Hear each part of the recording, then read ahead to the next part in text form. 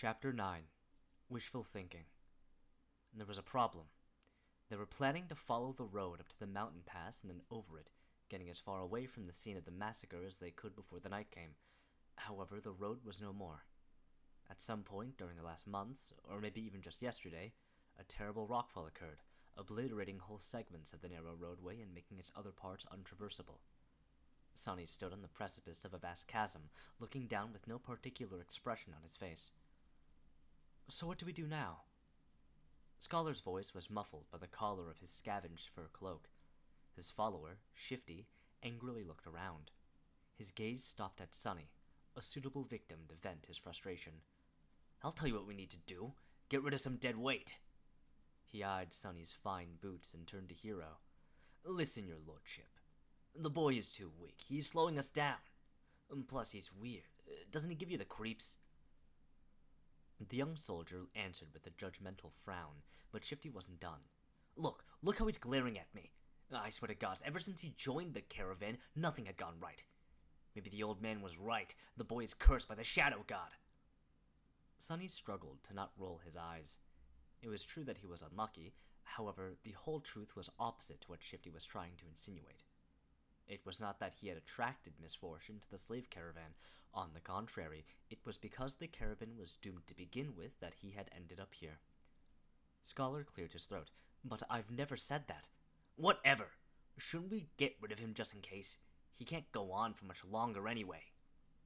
Scholar gave Sonny a strange look. Perhaps Sonny was getting paranoid, but there seemed to be a bit of calculating coldness in the older slave's eyes. Finally, Scholar shook his head. "Don't be too hasty, my friend. The boy might prove useful later on." "But—" Hero finally spoke, putting an end to their quarrel. "We're not going to leave anyone behind.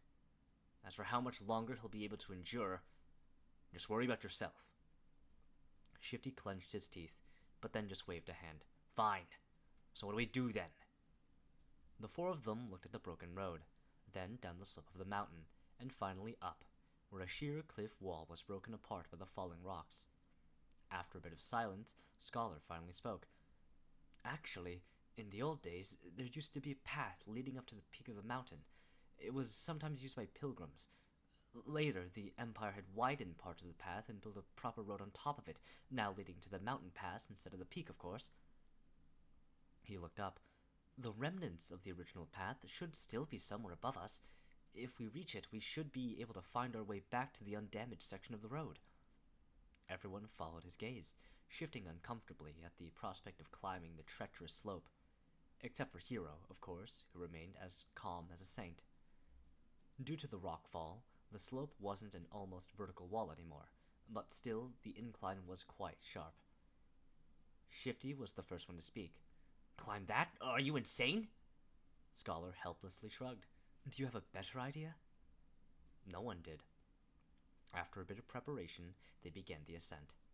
Shifty and Scholar stubbornly carried the weapons they had picked up off the dead soldiers' bodies, but Sonny, with some regret, decided to leave his newfound short sword behind. He knew that this climb was going to test the limits of their endurance. The sword might not have seemed to be that heavy right now, but every extra gram of weight was bound to feel like a ton all too soon. As the weakest member of the group, he was already struggling to keep up, so there wasn't a lot of choice. Shedding a few kilograms of iron was the right thing to do. Walking up the mountain road with the weight of the supplies on his shoulders was already hard enough, but climbing up the mountain itself turned out to be pure torture. Just half an hour later, he felt like his muscles were going to melt, with his lungs on the verge of imploding. Clenching his teeth, Sonny continued to move forward and up. He had to constantly remind himself to watch his footing, too. On this unstable, icy slope, one misstep was enough to send a man tumbling down to his death. Just think about something pleasant, he thought. But what happy thought could he summon? Failing to come up with something else, Sonny began to imagine what reward he was going to receive at the end of this trial. The boon of the first nightmare was the most important thing given to an awakened by the spell. Sure, later trials could provide them with more abilities and vastly improve their power, but it was the first one that determined what role an awakened would be able to play, how great their potential would be, and what price they would have to pay. not to mention giving them the necessary tools to survive and grow in the dream realm. The main benefit of the first nightmare's boon was simple, yet possibly the most important.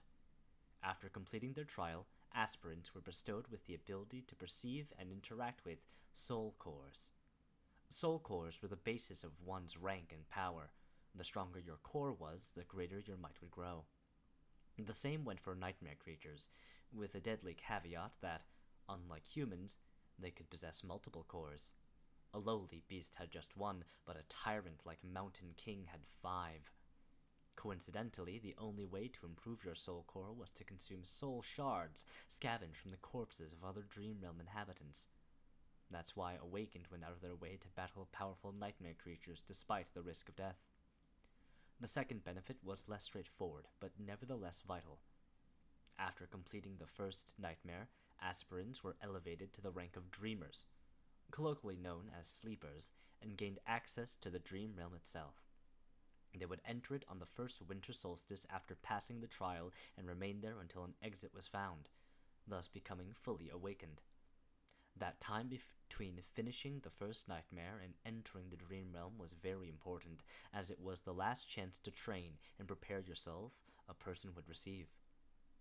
In Sunny's case, that time was only about a month, which was as bad as it gets. And then there was the final benefit, unique to every aspirant passing the trial: the first aspect ability. This was the magic power that elevated Awakened above mundane humans. Aspect abilities were diverse, unique, and powerful. Some could be categorized into types, like combat, sorcery, and utility, but some were simply beyond imagination. Armed with the power of their abilities, Awakened had been able to save the world from the flood of nightmare creatures. However, that power came with a catch. With their first ability, every Awakened also received a flaw, sometimes called the counter.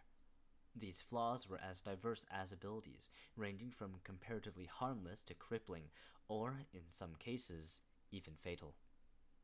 I wonder what type of ability a temple slave would get, Sunny thought, not too optimistic about his prospects. The choice of flaws, on the other hand, seems to be almost limitless. Let's hope my aspect will evolve at the end of this fiasco, or better yet, change completely. If the aspirant performed especially well, there was a chance of his given aspect going through an early evolution. Aspects, just like soul cores, had ranks based on potential power and rarity. The lowest rank was called Dormant, followed by Awakened, Ascended, Transcendent, Supreme, Sacred, and Divine, although no one has ever seen the last one. With the amount of crap it had put me through, the spell, if it had any conscience, has to give me at least an Awakened aspect, right? Or maybe even Ascended one. Finally, there was a tiny possibility of receiving a true name, something like an honorary title bestowed by the spell to its favorite Awakened. The name itself had no benefit, but every famous Awakened seemed to have one. It was considered to be the highest mark of excellence. However, the number of people who had managed to get a true name during their first nightmare was so small that Sunny didn't even bother thinking about it. Who needs excellence? Give me power! He cursed, feeling that this attempt at wishful thinking had only made him more depressed and angry. Maybe I'm allergic to dreaming. An allergy like that would be truly ironic, considering that he was destined to spend half of his remaining life in the dream realm. If he even survives long enough to get there, that is. However, Sunny's mental escapade was not completely useless. Looking up from the slippery rocks under his feet, he noticed that the sun was already considerably lower. Come to think of it, the air also seemed to be much colder. At least it helped me pass the time, Sunny thought. The night was approaching. Chapter 10. First Man Down. By the time they decided to stop, Sunny was on the verge of fainting. After hours and hours of traversing the rough mountain slope, his body was almost at its limit. However, to everyone's surprise, Shifty seemed to be doing even worse than him. The roguish slave's eyes were muddy and unfocused, aimlessly wandering around. His breath was ragged and shallow, as though something was exerting pressure on his lungs. He looked feverish and unwell. As soon as Hiro found a suitable place for a camp, Shifty simply collapsed on the ground. The most unnerving part about all of this was the lack of angry cursing that they had already gotten used to. The slave lay silent and motionless, with only movements of his chest betraying that he was still alive. Several moments later, he uncorked his flagon with a shaky hand and greedily drank a large few gulps. "Conserve your water," Hero said, a hint of concern somehow finding its way into his usually stoic voice. Disregarding these words, Shifty drank more, emptying the flagon completely. Scholar didn't look much better than him. The arduous climb took a heavy toll on the older slave. Despite the unbearable cold, he was sweaty, with bloodshot eyes and a grim expression on his face. Being the weakest of the three, Sonny had somehow managed to endure the best. "Can't we just melt the snow once there's no more water?" Hero gave Scholar a complicated look. "There might come a time when we won't be able to make a fire, as to not attract unwanted attention." No one commented, knowing perfectly well whose attention they had to avoid. The memory of Mountain King's horror was still fresh in their minds. Luckily, today, Hero had managed to find a natural alcove in the mountain wall, perched precariously behind a narrow ledge. The fire was well hidden by the rocks, allowing them to enjoy its warmth without the fear of being noticed. No one was in the mood to talk, so they just roasted slices of oxen meat above the flames and ate in silence. By the time the skies had turned completely black, Shifty and Scholar were already asleep, lost in the thrall of their own nightmares. Hero took out his sword and moved to the edge of the rock outcropping. "Try to rest as well. I'll take the first watch."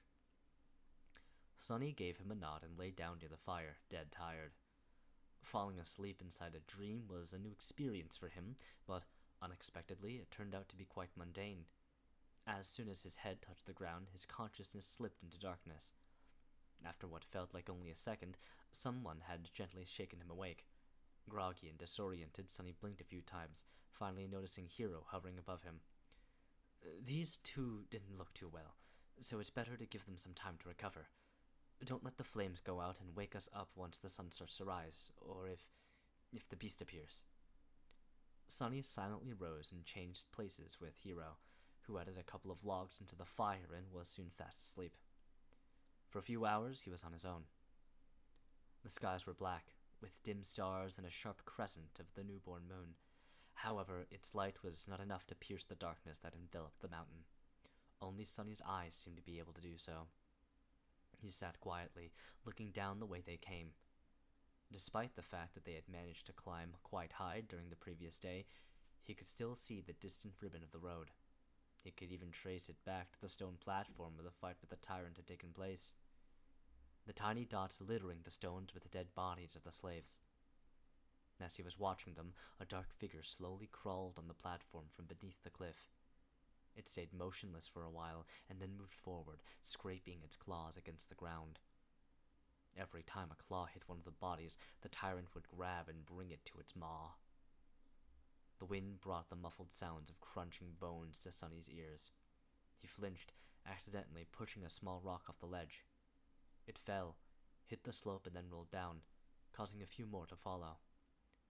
The noise of these falling rocks sounded like thunder in the silent night. Far below, the tyrant suddenly turned its head, looking directly at Sonny. Sonny froze, petrified. He was scared to make even the tiniest sound. For a while, he even forgot to breathe. The tyrant was staring directly at him, not doing anything. A few torturous seconds passed, each feeling like an eternity. Then the tyrant calmly turned away and continued to devour dead slaves, as though he had not seen Sonny at all. "It's blind," Sonny suddenly understood. He inhaled, watching Mountain King with widened eyes. It was true. The creature could not see. Looking back at everything that had happened earlier, he grew more and more certain of his guess. Those milky, expressionless eyes. Come to think of it, he never saw the tyrant moving them at all. And back when Sonny was pushing the wagon off the cliff, the tyrant only reacted after the wagon had started to fall, scraping loudly against the rocks. Of course. It was all making sense now. At the break of dawn, Sonny had woken the others up. Hero had hoped that a full night's rest would do Shifty and Scholar some good, but his hopes were crushed. Somehow, the two slaves looked even worse than before. It was as though yesterday's climb had overstrained Scholar too much. However, Shifty's condition cannot be explained by simple overexertion. He was deadly pale and shaky, with half-conscious eyes and a lost look on his face. What's wrong with him? Scholar, who himself was not doing very well, helplessly shook his head. It might be the mountain sickness. It affects everyone differently. His voice sounded raspy and weak. I'm fine, assholes. Get out of my face. Shifty had trouble forming full sentences, but still insisted that he was all right. Hero frowned, and then took most of the supplies the defiant slave was supposed to carry before adding them to his own load. After hesitating a little, he gave some to Sunny too. Did anything happen while we were asleep? Sunny stared at him for a few seconds. The monster ate the dead. The young soldier's frown deepened. How do you know? I heard it. Hiro moved to the edge and looked down, trying to make out the distant stone platform. After a minute or so, he clenched his jaw, showing signs of uncertainty for the first time. Then we'll have to move faster. If the creature is finished with all the bodies, it will come for us next. We need to find that old path before nightfall. Frightened and dejected, they set out again and continued to climb. Sunny was slowly dying under the weight of the added load.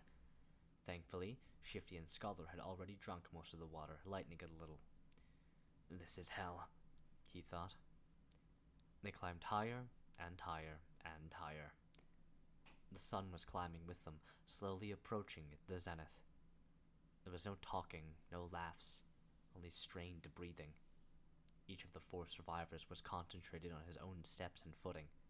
However, Shifty was falling farther and farther behind, his strength abandoning him. And then, at some point, Sunny heard a desperate scream. Turning around, he only had time to see a panic-stricken face. Then Shifty fell backwards, his foot slipping on an ice-covered rock. He hit the ground hard and rolled down, still trying to grab onto something. But it was too late. Frozen in place and powerless, they could only watch as his body tumbled down the slope, leaving bloody marks on the rocks. With each second, Shifty looked less like a man and more like a rag doll. A handful of moments later, he finally came to a halt, hitting the top of a large protruding stone in a pile of broken flesh. Shifty was dead. Chapter 11. Crossroads. The 3 of them stood motionless, looking down in uneasy silence. What happened to Shifty didn't come as a shock, but it was still a hard thing to digest. An ominous feeling settled in their hearts. Seeing the broken body of their companion, it was too easy to imagine one of them sharing the same fate. No one knew what to say. After a minute or so, Scholar finally sighed. It's a good thing that you took most of the supplies he had been carrying. A bit heartless, but not wrong, Sunny thought, giving the older slave a careful look. Scholar frowned, realizing that his mask of a kind-hearted gentleman had slipped for a second, and hurriedly added in a somber tone, May you rest in peace, my friend. Wow, what a performance! Actually, Sunny had not believed in his benevolent act for a second. Every kid from the outskirts knew that people who acted kind for no reason were the ones to be the most wary of. They were either fools or monsters. Scholar didn't seem like a fool, so Sunny became cautious of him from the moment they met. He got this far by being a mistrustful cynic, and there was no reason to change now. We have to go, Hiro said, casting one last look down. His voice was even, but Sunny could feel a wail of emotion behind it. He just couldn't tell what that emotion was. Scholar sighed and turned away, too. Sunny stared at the bloodied rocks for a few more seconds. Why do I feel so guilty? He thought, bewildered by this unexpected reaction. He got what he deserved. A little unsettled, Sunny turned around and followed his 2 remaining companions. Just like that, they left Shifty behind and continued to climb. At this altitude, traversing the mountain was getting harder and harder. The wind was slamming into them with enough force to throw a person off balance if they were not careful, making every step seem like a gamble. The air was becoming too thin to breathe. Due to the lack of oxygen, Sunny was starting to feel dizzy and nauseated. It was as though they were all slowly suffocating. Altitude sickness was not something one could overcome with effort. It was subtle and overbearing at the same time, affecting the strong and the weak with no regard to their fitness and endurance. If his luck was bad, an elite athlete could succumb to it faster than a random passerby. It was just a question of your body's innate aptitude and adaptability.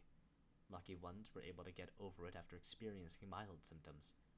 The others were sometimes crippled for days or weeks, suffering from all kinds of torturous side effects. Some even died. As though all that wasn't bad enough, it was getting colder, too. The warm clothes and fur weren't enough to keep the chill at bay anymore. Sunny felt simultaneously feverish and freezing, cursing every decision he had made in his life to end up here, on this endless icy slope. This mountain was not a place for humans, and yet they had to go on. A few hours passed. Despite everything, the 3 survivors continued to struggle forward, slowly moving higher and higher. Wherever that old path scholar had talked about was, by now, it couldn't have been far. At least that's what Sunny was hoping for. But at some point, he started to doubt if the path even existed. Maybe the older slave lied. Maybe the path was long ago destroyed by ravages of time. Maybe they had already missed it without even noticing. Just as he was about to fall into despair, they finally found it. It was weathered and narrow, barely enough for 2 people to walk side by side. The path wasn't paved, but rather cut from the black rock by some unknown tool or magic, winding its way up the mountain like a tail of a sleeping dragon. Here and there, it was hidden beneath the snow, but more importantly, it was flat. Sunny had never been that happy to see something flat in his life. Without saying a word, Scholar dropped his rucksack and sat down. He was deathly pale, gasping for air like a fish out of water. Despite that, there was a slight grin on his face. "Told you." Hero gave him a nod and looked around. A few seconds later, he turned back to the triumphant slave. "Stand up. It's not time to rest yet." Scholar blinked a few times, then glanced at him with pleading eyes. Just give me a few minutes." The young soldier was going to retort, but Sunny suddenly put a hand on his shoulder. Hero turned to face him.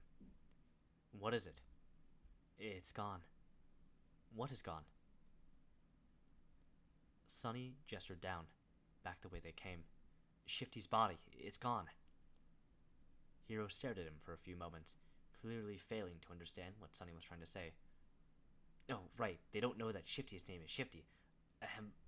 Awkward." He wanted to explain, but both Scholar and Hero seemed to have grasped his meaning. Simultaneously, they moved to the edge of the stone path and looked down, trying to spot the place where Shifty had met his end. Indeed, the splattering of blood could still be seen on the jagged rocks, but the corpse itself was nowhere to be found.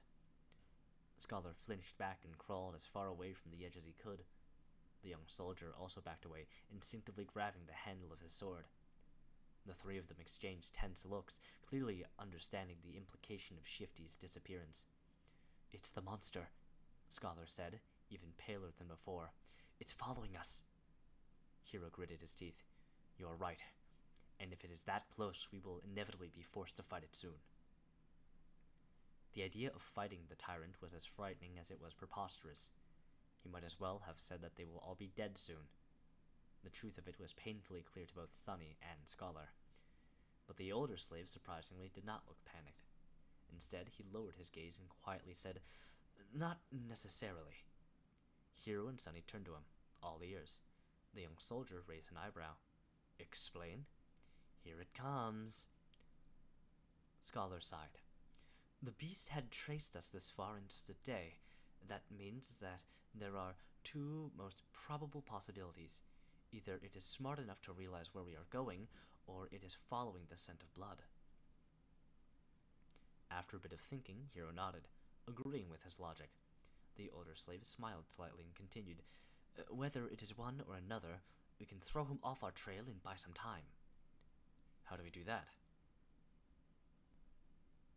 Despite the urgency in Hiro's voice, Scholar hesitated and remained silent. "Why are you not answering? Speak!" The older slave sighed again and slowly, as though against his will, answered. Sunny was waiting for this moment for a while now. "We'll just have to make the boy bleed, drag him down the path, and then leave him there as bait and go up instead. His sacrifice will save our lives." Right on time. If Sunny wasn't mad, and scared witless of course, he would have smiled. His judgment, it seems, was eerily on point. Affirmation was always nice, but not in the situation where being right also meant potentially being used as monster bait. He remembered the words Scholar had spoken back when Shifty was campaigning to have Sunny killed. "Don't be too hasty, my friend. The boy might prove useful later on." These words, which had sounded benevolent then, now turned out to hide a much more sinister meaning. What a bastard! Now it all depended on whether or not Hiro would decide to follow through with Scholar's plan. The young soldier blinked, astonished. "What do you mean, make him bleed?" Scholar shook his head. "It's simple, really. If the monster knows where we are going, we have no choice but to abandon our plans to reach the mountain pass and go over the peak of the mountain instead. If the monster is following the scent of blood, we have to use one of us as bait to mislead it." He paused. "Only by leaving a bleeding man further down the path can we reliably avoid the pursuit no matter how it is tracking us." Hiro stood motionless, his eyes jumping between Scholar and Sunny. After a few seconds, he asked, "How can you bring yourself to propose something so vile?" The older slave masterfully pretended to look aggrieved and somber. "Of course it pains me, but if we do nothing, all three of us will die. This way, at least, the boy's death will save 2 lives. The gods will reward him for his sacrifice." Gee, what a silver tongue. I'm almost convinced myself. The young soldier opened his mouth, then closed it again, hesitating. Sunny was silently watching the other 2 survivors, measuring his chances of coming up on top in a fight. Scholar was already halfway to being a corpse, so overpowering him would not be a problem. Hiro, however, presented an obstacle. Chapter 12. The Smell of Blood. Right now, that obstacle was looking down, avoiding Sunny's gaze. His hand was resting on the sword handle. As always, the young slave had no idea about what was going on inside Hiro's perfectly shaped head. The uncertainty was making him nervous. Finally, after some time had passed, the soldier spoke. "I have only one question." Both Sunny and Scholar stared at him while holding their breaths. "Yes?"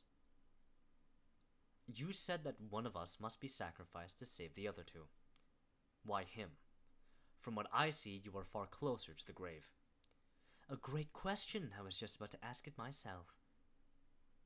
Sunny turned to the older slave, trying very hard to suppress a mocking grin. But to his dismay, Scholar had an answer ready. "Before the first attack, he was already bleeding because of your senior's whip. During the attack, he was drenched in the blood of a fellow slave. His cloak, too, was soaked in it when the previous owner died. The boy already reeks of blood. Keeping him alive will put us in danger, and that's why he is the best choice." The grin died before reaching Sunny's face. "Curse you and your big brain." Scholar's reasoning was appallingly solid. Hiro listened, his expression growing darker with each word. Finally, he looked at Sunny, a dangerous light shining in his eyes. "That is true." Sunny felt his mouth getting dry. Cold sweat was running down his spine. He tensed, ready to act. But at that moment, Hiro smiled. "Your logic is almost unassailable," he said, unsheathing the sword. "However, you failed to account for one thing." Scholar raised an eyebrow, trying to hide his own nervousness. "What might that be?" The young soldier turned to face him, the smile disappearing from his face. Now he was radiating thick, practically palpable killing intent. "It's just that I know who you are, Your Grace. I also know what you've done, and how you ended up as a slave. Just one of the revolting crimes you've committed would be enough to make me want to kill you. So if there is someone among us who deserves to be sacrificed, it's you." Scholar's eyes widened. But the smell of blood!" "Don't worry about it. I'll make you bleed enough to overpower whatever residual scent the boy carries." It all happened so fast that Sunny barely had time to react. Hero lunged forward with a speed that seemed almost inhuman. A moment later, Scholar was shrieking on the ground, his leg broken with one strike from the flat side of the young soldier's sword. Not giving him an opportunity to recover, Hero stomped on his other leg, and a sickening sound of shattering bones could be clearly held. The shriek turned into a sobbing howl. Just like that, Scholar was done for. The brutality of Hero's actions was in such stark contrast with his usually graceful demeanor that Sunny felt blood turning into ice in his veins. This was scary. The soldier gave him a calm look and said in a placid tone, "Wait for me here." Then he grabbed the older slave and dragged him down the path, soon disappearing behind a rock outcropping. After a few minutes, terrible screams could be heard echoing through the wind. Sunny was left alone, trembling. "Crap, this is too much." He couldn't believe how sudden Scholar's demise came to be, and how ruthless it was. Sometime later, Hero was back, acting as though nothing had happened. But it was exactly that normalcy that unnerved Sunny the most. After sorting through the contents of Scholar's rucksack and throwing most of the firewood out, the young soldier put it over his shoulder and nonchalantly turned to the young slave. "Let's go. We need to hurry."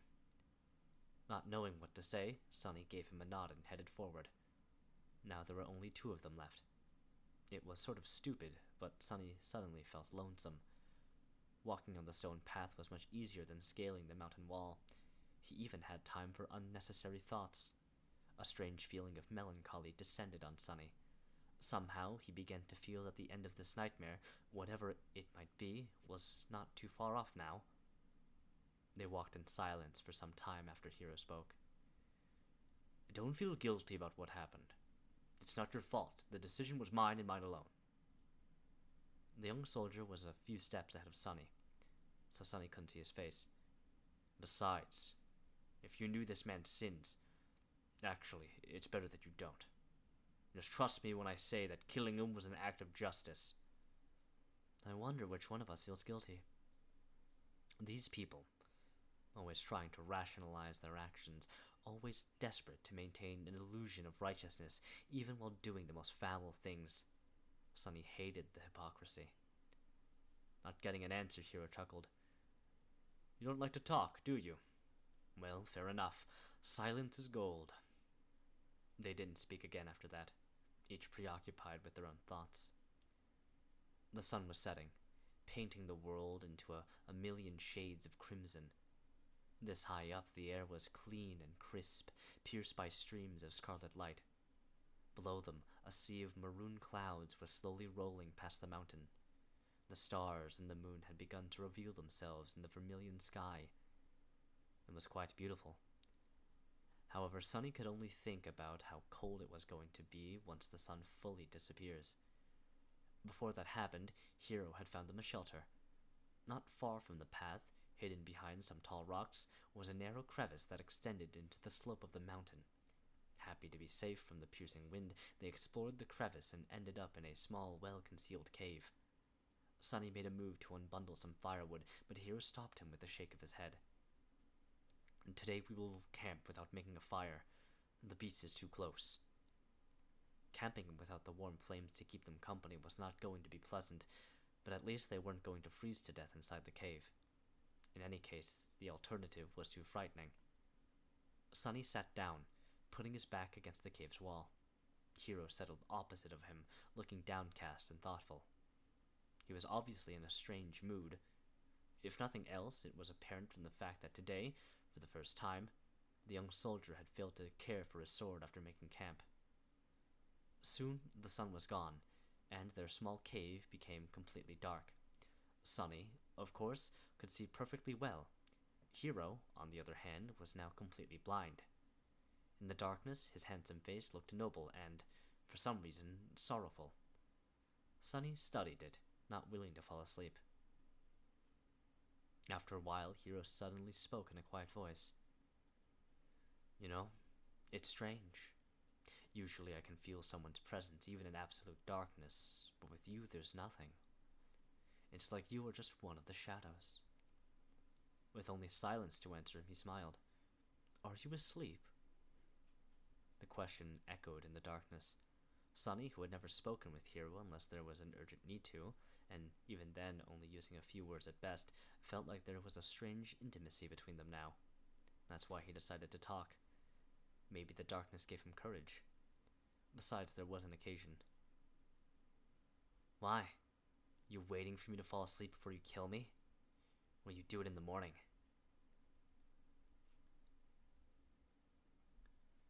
Chapter 13. Moment of Truth. The smile froze on Hiro's face. He lowered his head as though in shame. After a minute or so passed, shrouded in heavy silence, he finally answered. Yes. I thought if I do it when you sleep, you won't have to suffer. Unseen to him, a bitter grin appeared on Sunny's face. A long sigh escaped from the young soldier's lips. He rested his back against the cave's wall, still not looking up. I don't expect you to forgive me. This sin, too, will be mine to bear. But please, if you can, find it in your heart to understand. If things were different, I would have gladly faced that monster to let you escape. But my life does not belong to me alone. This is an unencompassable duty I am sworn to fulfill. Until it's done, I cannot allow myself to die. Sunny laughed. You people, look at you, planning to kill me and still insisting on having a good excuse. How very convenient. I really hate hypocrites like you the most.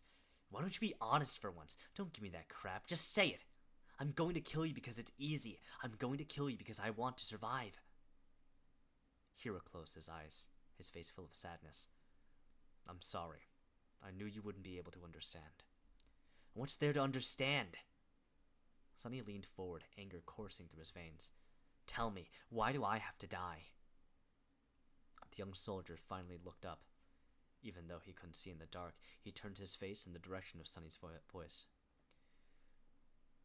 That man was a villain, but he was also right. The scent of blood is too heavy on you. It will attract the beast. You can just let me go, you know. We'll part ways. After that, whether or not the monster finds me won't be your problem. Hiro shook his head. Dying in that creature's maw is too cruel a fate. It's better if I do it myself. You are my responsibility, after all. How noble of you. Sunny leaned back, dejected. After a short while, he quietly said, You know, when I just came here, I was ready to die. After all, in this whole world, 2 worlds actually, there's not a single soul who cares whether I live or die. When I'm gone, no one will be sad. No one will even remember that I existed. There was a forlorn look on his face. A moment later, however, it was gone, replaced by mirth. But then I changed my mind. Somewhere along the way, I decided to survive. I must survive, no matter what. Hiro gave him a thoughtful look. To live a life worth remembering? Sunny grinned. A dark gleam appeared in his eyes. No, to spite you all. The young soldier was silent for a few moments, then nodded, accepting this answer. He rose to his feet. Don't worry, I'll make it quick. Aren't you overly confident? What makes you think you'll be able to kill me? Maybe I'll kill you instead. Hiro shook his head. I doubt that. But in the next second, he staggered and fell on one knee. The young man's face turned deathly pale, and with a pained groan, he suddenly vomited blood. A satisfied smile appeared on Sunny's face. Finally. Finally. Hiro was standing on his knees, the lower part of his face covered in blood. Astonished, he was staring at his hands, trying to understand what had happened to him. What magic is this? With wide eyes and a pale face, he turned to Sunny. Was that thief right? Did you put the curse of the Shadow God on us? Sunny sighed. I wish that I had the ability to throw divine curses around, but no. To tell you the truth, I don't have any abilities at all. Then how? The young slave shrugged. That's why I poisoned you all. Hero flinched, trying to comprehend his words. What? After the tyrant first attacked, you sent me to search for water. While gathering flagons from the dead soldiers, I squeezed bloodbane juice into each one, except my own, of course. Not enough to taste it, but enough to slowly kill anyone who would drink from them. The soldier gritted his teeth, struggling through pain. A sudden realization appeared on his face. So that's why the other two were in such bad shape. Sunny nodded. Shifty drank the most, so his condition worsened the fastest. Scholar was also not long for this world, but you finished him up before the poison could. Yourself, however, it was as though bloodbane had no effect on you at all. I was really starting to get worried. Hero's face darkened. I see. I understand. He thought about something, then looked at Sunny with surprise. But back then you didn't know that we will turn on you. Sunny just laughed. Oh, please, it was obvious. Shifty was the kind of man who could kill for a pair of boots. Scholar was like a wolf in sheep's clothing. People are selfish and cruel in the best of situations. Was I supposed to believe that those two weren't going to do something terrible to me when faced with certain death? Hero spat more blood. Then what about me? You? A disdainful expression appeared on Sunny's face. You were the worst of them. Why? Sunny looked at him and leaned forward. I might have not learned much in my short life, but I do know one thing. He said, all traces of humor gone from his voice. Now there was only cold, callous contempt. Sunny's face hardened as he spat. There is nothing more pathetic than a slave who begins to trust his slaver. Hearing those words, Hero lowered his head. I see. Then, suddenly, he laughed. You are a wicked little shit, aren't you? Sunny rolled his eyes. There's no need to be rude. But Hero wasn't listening to him. Good. This is good. My conscience will be clearer. The young slave sighed in irritation. What are you mumbling about? Just die already. Hero chuckled and suddenly pierced him with a stare. Somehow, he didn't look so sick anymore. You see, that plan would have worked if I was a normal human. But, alas, my soul core has awakened long ago.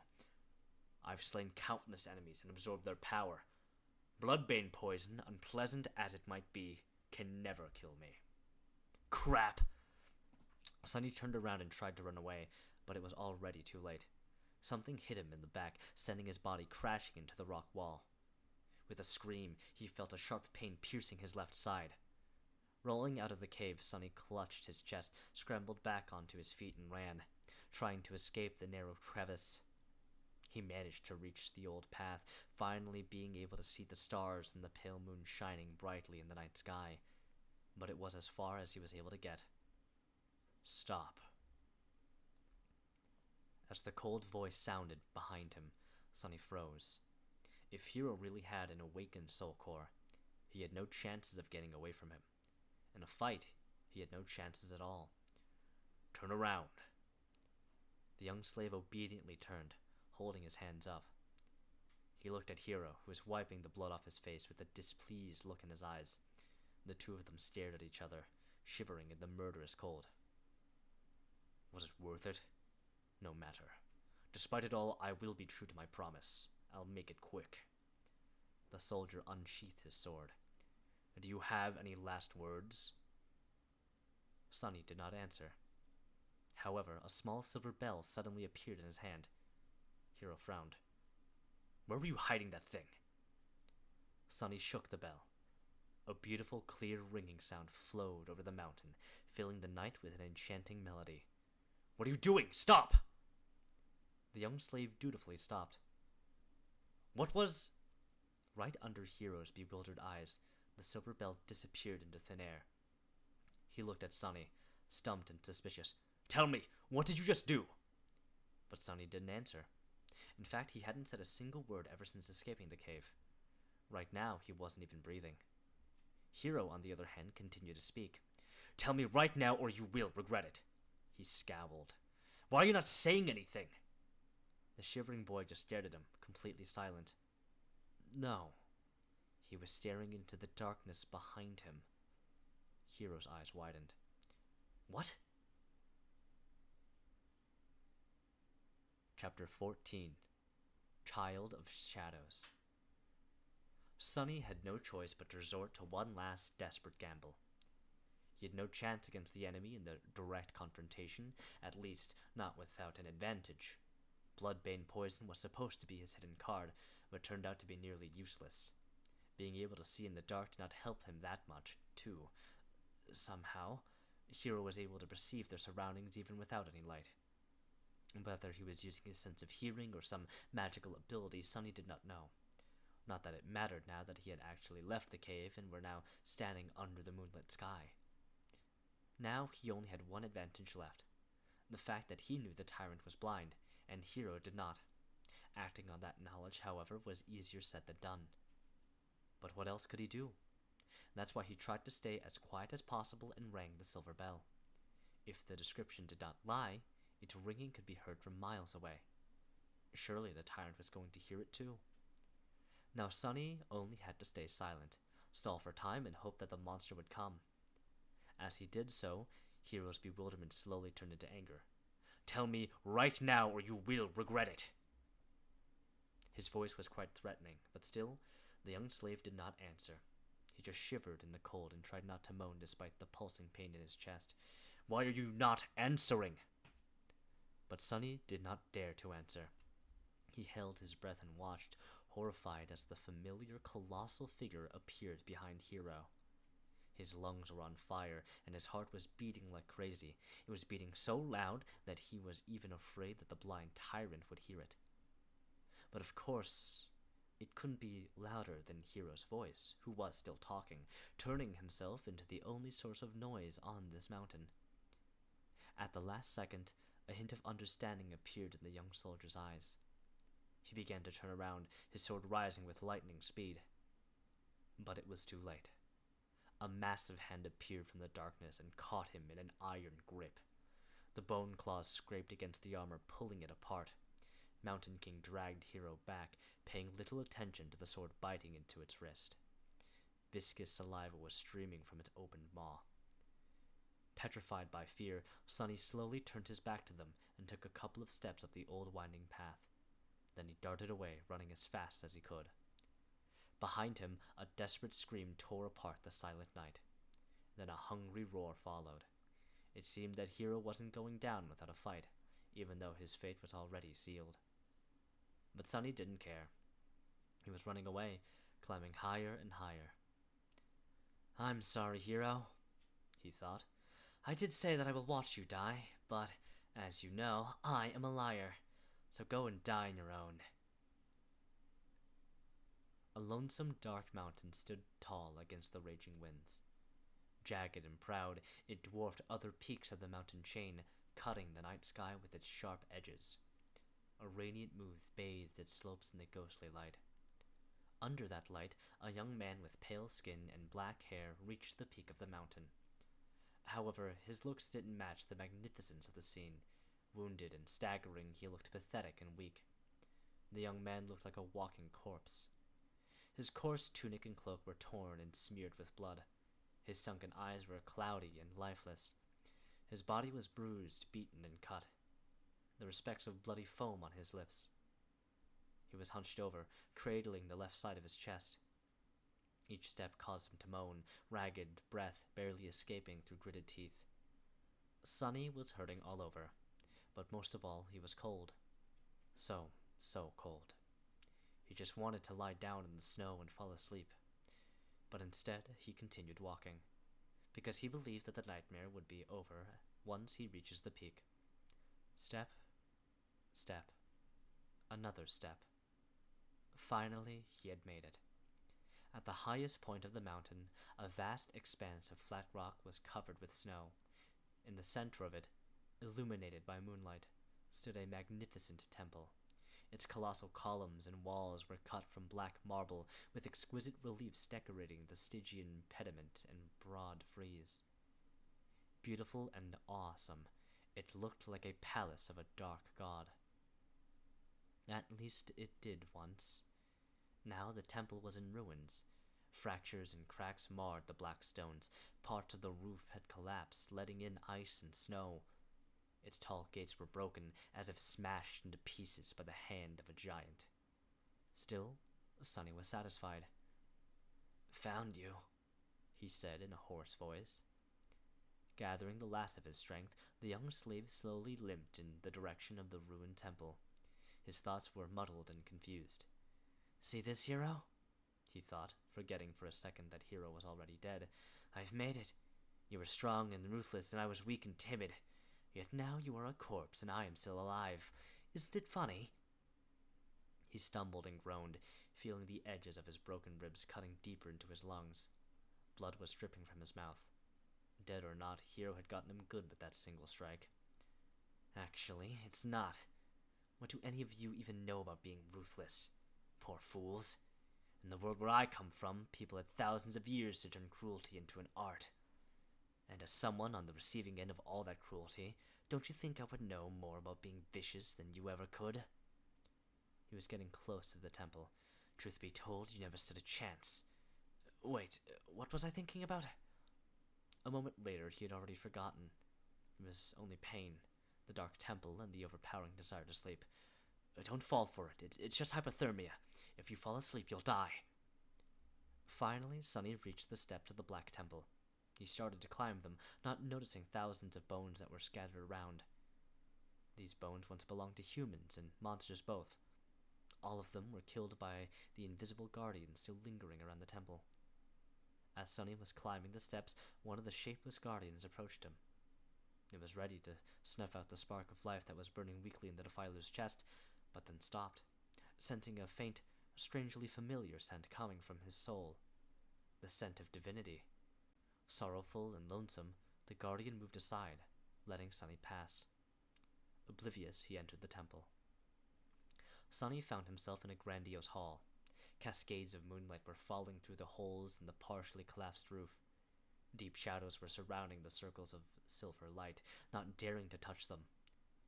The floor was covered in snow and ice.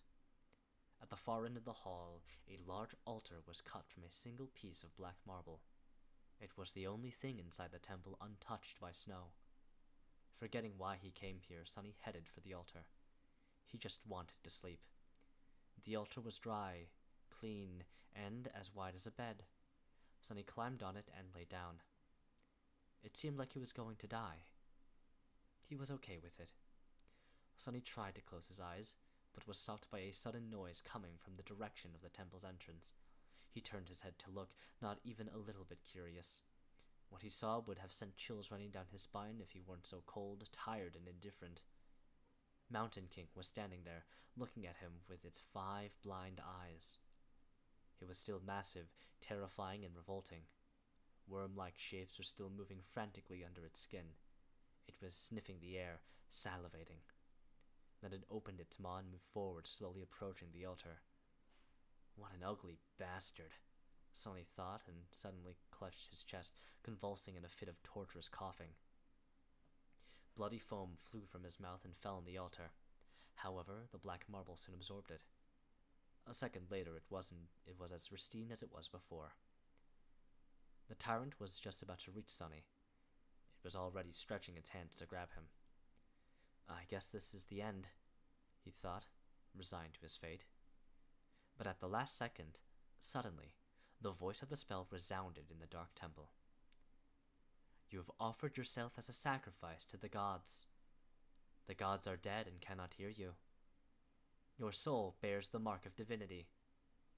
You are a temple slave. Shadow God stirs in his eternal slumber. He sends a blessing from beyond the grave. Child of shadows, receive your blessing." Under Sunny's astonished eyes, the shadows crowding the great hall suddenly moved, as though coming alive. Tentacles of darkness surged forward, entangling Mountain King's arms and legs. The mighty tyrant struggled, trying to get free. But how could it resist the power of a god? The shadows dragged Mountain King back, pulling in different directions. The tyrant opened its maw, and a furious howl escaped it. The next second, its body ruptured, torn apart into pieces. Blood, viscera, and severed limbs fell on the floor in a crimson torrent. Just like that, the horrible creature was dead. Sunny blinked. Once again, he was alone in the ruined temple. The great hall was dark and silent. And then the spell whispered, "You have slain an awakened tyrant, Mountain King. Wake up, Sunless. Your nightmare is over. Prepare for appraisal." Chapter 15. Shadow Slave. Prepare for appraisal. Sunny found himself in a space between dream and reality. It was an endless black void illuminated by a myriad of stars. Between those stars, countless strings of silver light were woven into a beautiful and inconceivably complex net, forming various nexuses and constellations. It was truly breathtaking. Somehow, Sunny understood that he was seeing the inner workings of the nightmare spell. He also couldn't help but think that it looked a lot like the celestial equivalent of a neural network. If so, was the spell alive? This was a question that countless people had been asking themselves for the past few decades. The best answer they had come up with was that there was no way to know.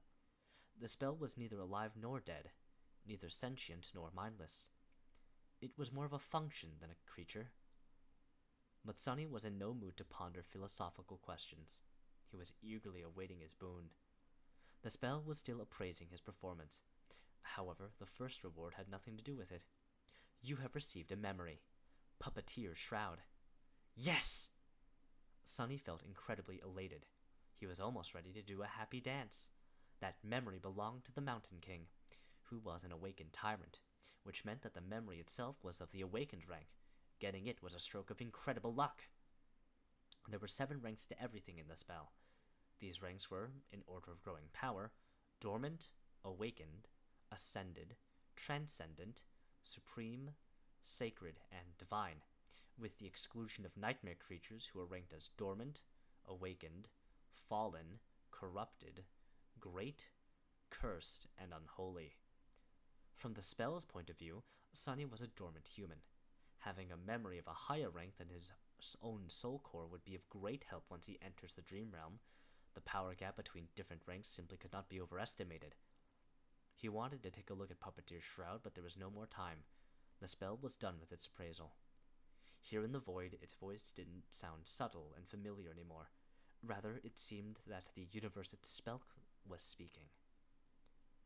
Sunny held his breath, listening. Aspirant, your trial is over. A nameless slave ascended the Black Mountain. Both heroes and monsters fell by his hand.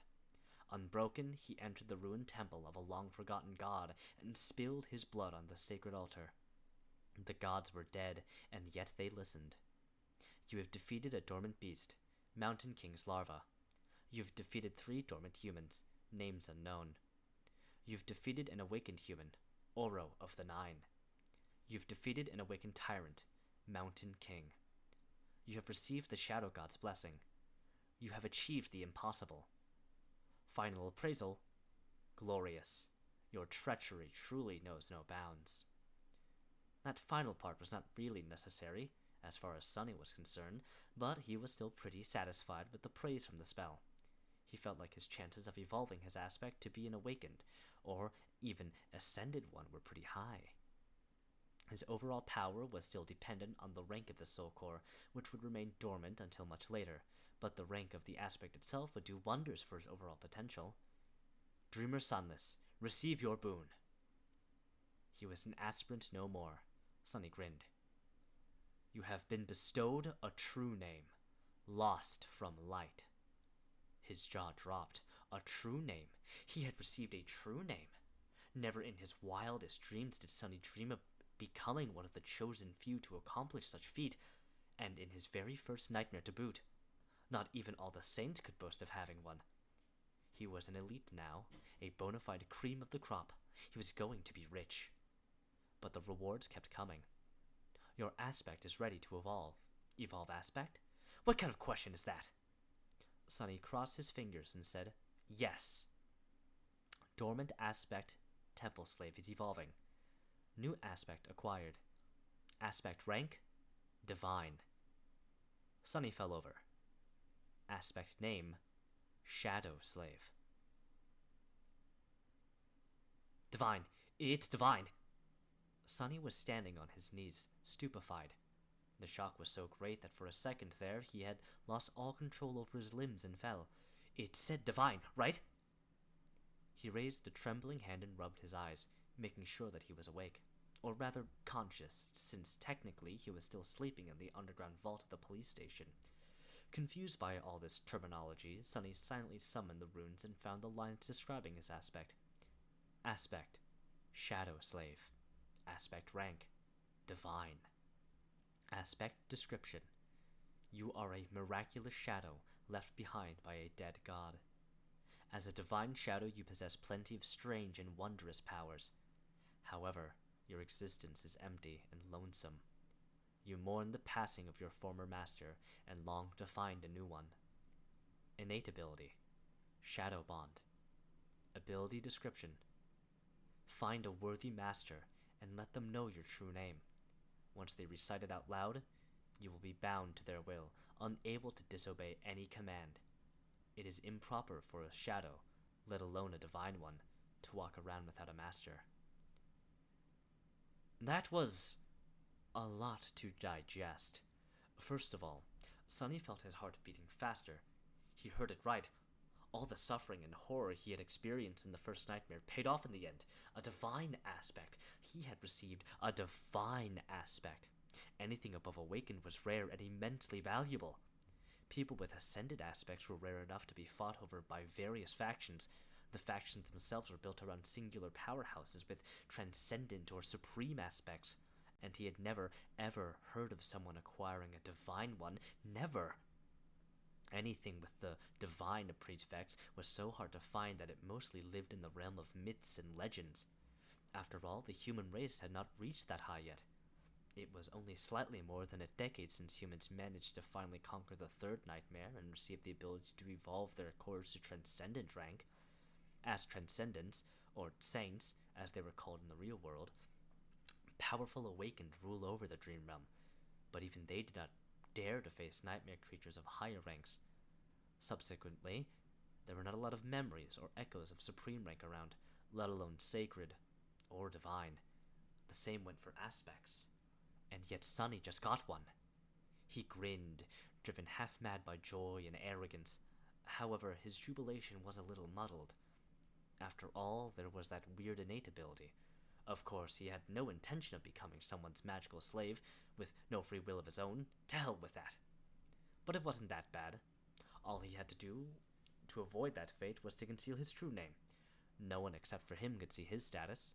That meant that Sonny just had to keep his mouth shut, and no one will know that he even had one. It meant giving up on all the benefits that someone who was bestowed with a true name after the first nightmare was entitled to, but it all paled in comparison with the divine aspect. Not a problem. Sonny thought with a smirk. If the spell had the ability to laugh, it would surely do so after hearing his thoughts. However, it didn't. Instead, it began to speak again. The first seal is broken. Awakening dormant powers. Chapter 16. Rebirth. Sonny felt something waking up inside of him. With a startled cry, he clutched his chest and stared into the darkness, trying to understand what was happening. The feeling was not painful or unpleasant, yet it was like nothing he had ever experienced. It was as though his soul was being shaken awake, infused with strange new energy. However, that energy did not come from some outside source. Rather, it was coming from within, as though it had always been there, sleeping. The energy filled every fiber of his being. Sonny felt his emotions becoming clearer and sharper. Then his body began to change too. He felt as though a miniature star was burning in the center of his chest. Waves of heat were radiating from it, slowly reaching his stomach and shoulders, then his arms and legs, then his hands and feet. Under that heat, his bones, muscles, organs, and blood vessels were being rebuilt and revitalized. Sunny felt like he was being reborn. He was becoming stronger, faster, healthier. It was euphoric. With each second, his transformation was becoming more profound. New confidence settled in Sunny's heart. He was not a weak, frail street kid anymore. He was not as vulnerable against anyone who would wish to bully him as he was in the past.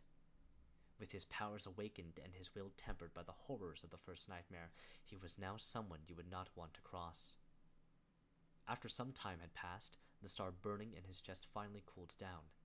The heat was replaced with a soothing coldness. That coldness washed over Sunny's body, taking away all the aches and discomforts that had been accumulated there over the years. Then it moved up, reaching his brain and, finally, his eyes. His vision strangely doubled. He could still see the void populated by an endless pattern of stars, but he could also see something different. A silent, calm, dark sea illuminated by a lonely black sun. From his previous knowledge, Sunny knew that this was his so-called Sea of Soul. But he also knew that it was supposed to look quite different. For starters, it was supposed to be much more lively. The star hanging above, the visual representation of his soul core, was supposed to be burning with bright light, filling the soul sea with a warm, blinding shining. However, Sunny's soul was dark and lightless. That's strange. He took a look at the black sun. At a closer examination, it actually turned out to be transparent. It's just that with no major source of light around, the star had appeared to be as dark as its surroundings. Also, no one was supposed to be here except for him. It was his soul after all. But Sunny had a nagging feeling that somewhere just beyond the periphery of his vision, hidden in the darkness, shapeless forms were constantly moving. No matter how he turned his head, he couldn't catch a clear glimpse of them, and yet the feeling would not go away. Not wishing to waste any more time on this right now, Sunny turned back to the black sun and finally spotted two spheres of light orbiting around it, as though caught in the soul core's gravity well. A subtle smile appeared on his face.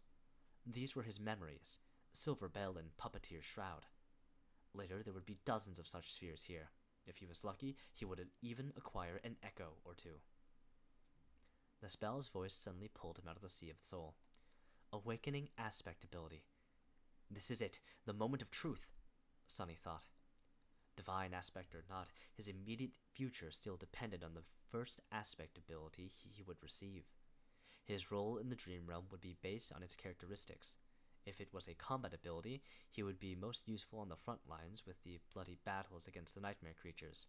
If it was tied to a sorcery, he would likely become a powerful but fragile ranged fighter. If it was something having to do with utility, he would be a vitally important part of the behind-the-scenes workings of the dream realm. Utility abilities were also extremely valued in the real world, where Awakened performed many tasks that kept it going.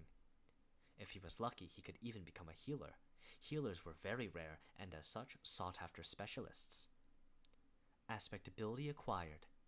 Aspect ability name, Shadow Control. Sunny hurriedly summoned the runes. He wanted to go to the description of his new ability right away, but then decided to give his overall information a look first. Name, Sunless. True name, Lost from Light.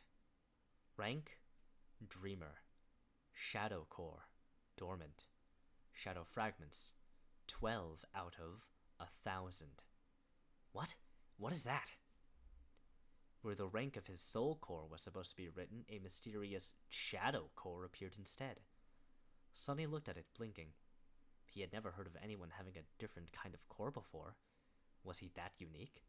This enigmatic Shadow Core would certainly explain why his Sea of Soul looked so strange.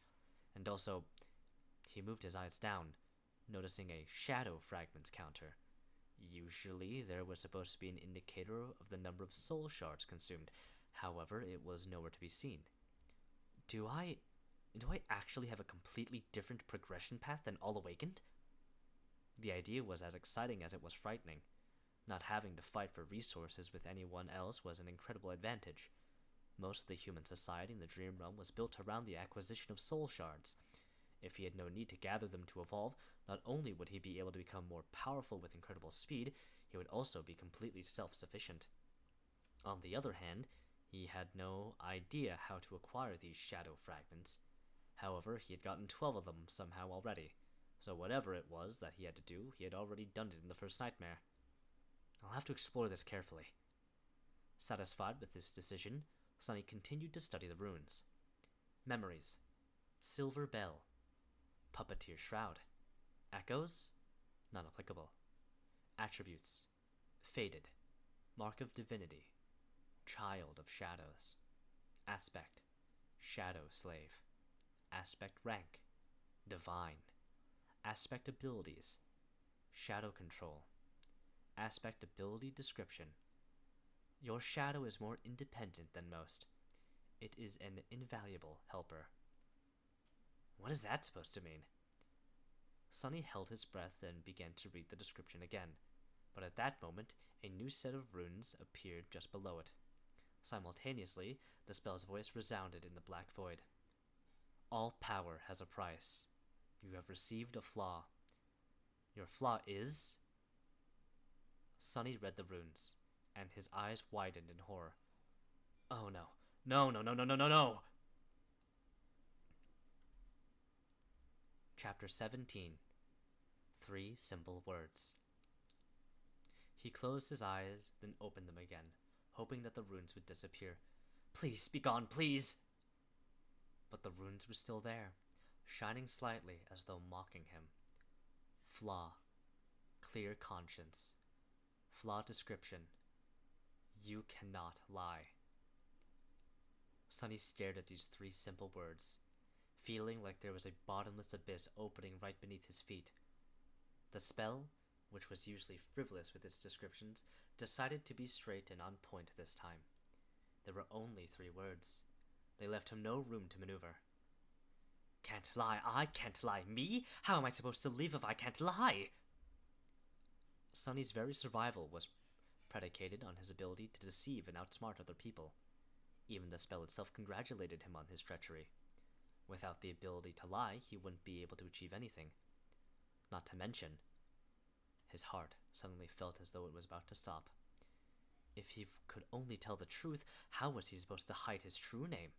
Wouldn't anyone be able to turn him into an obedient slave by simply asking a couple of innocent questions? Shh!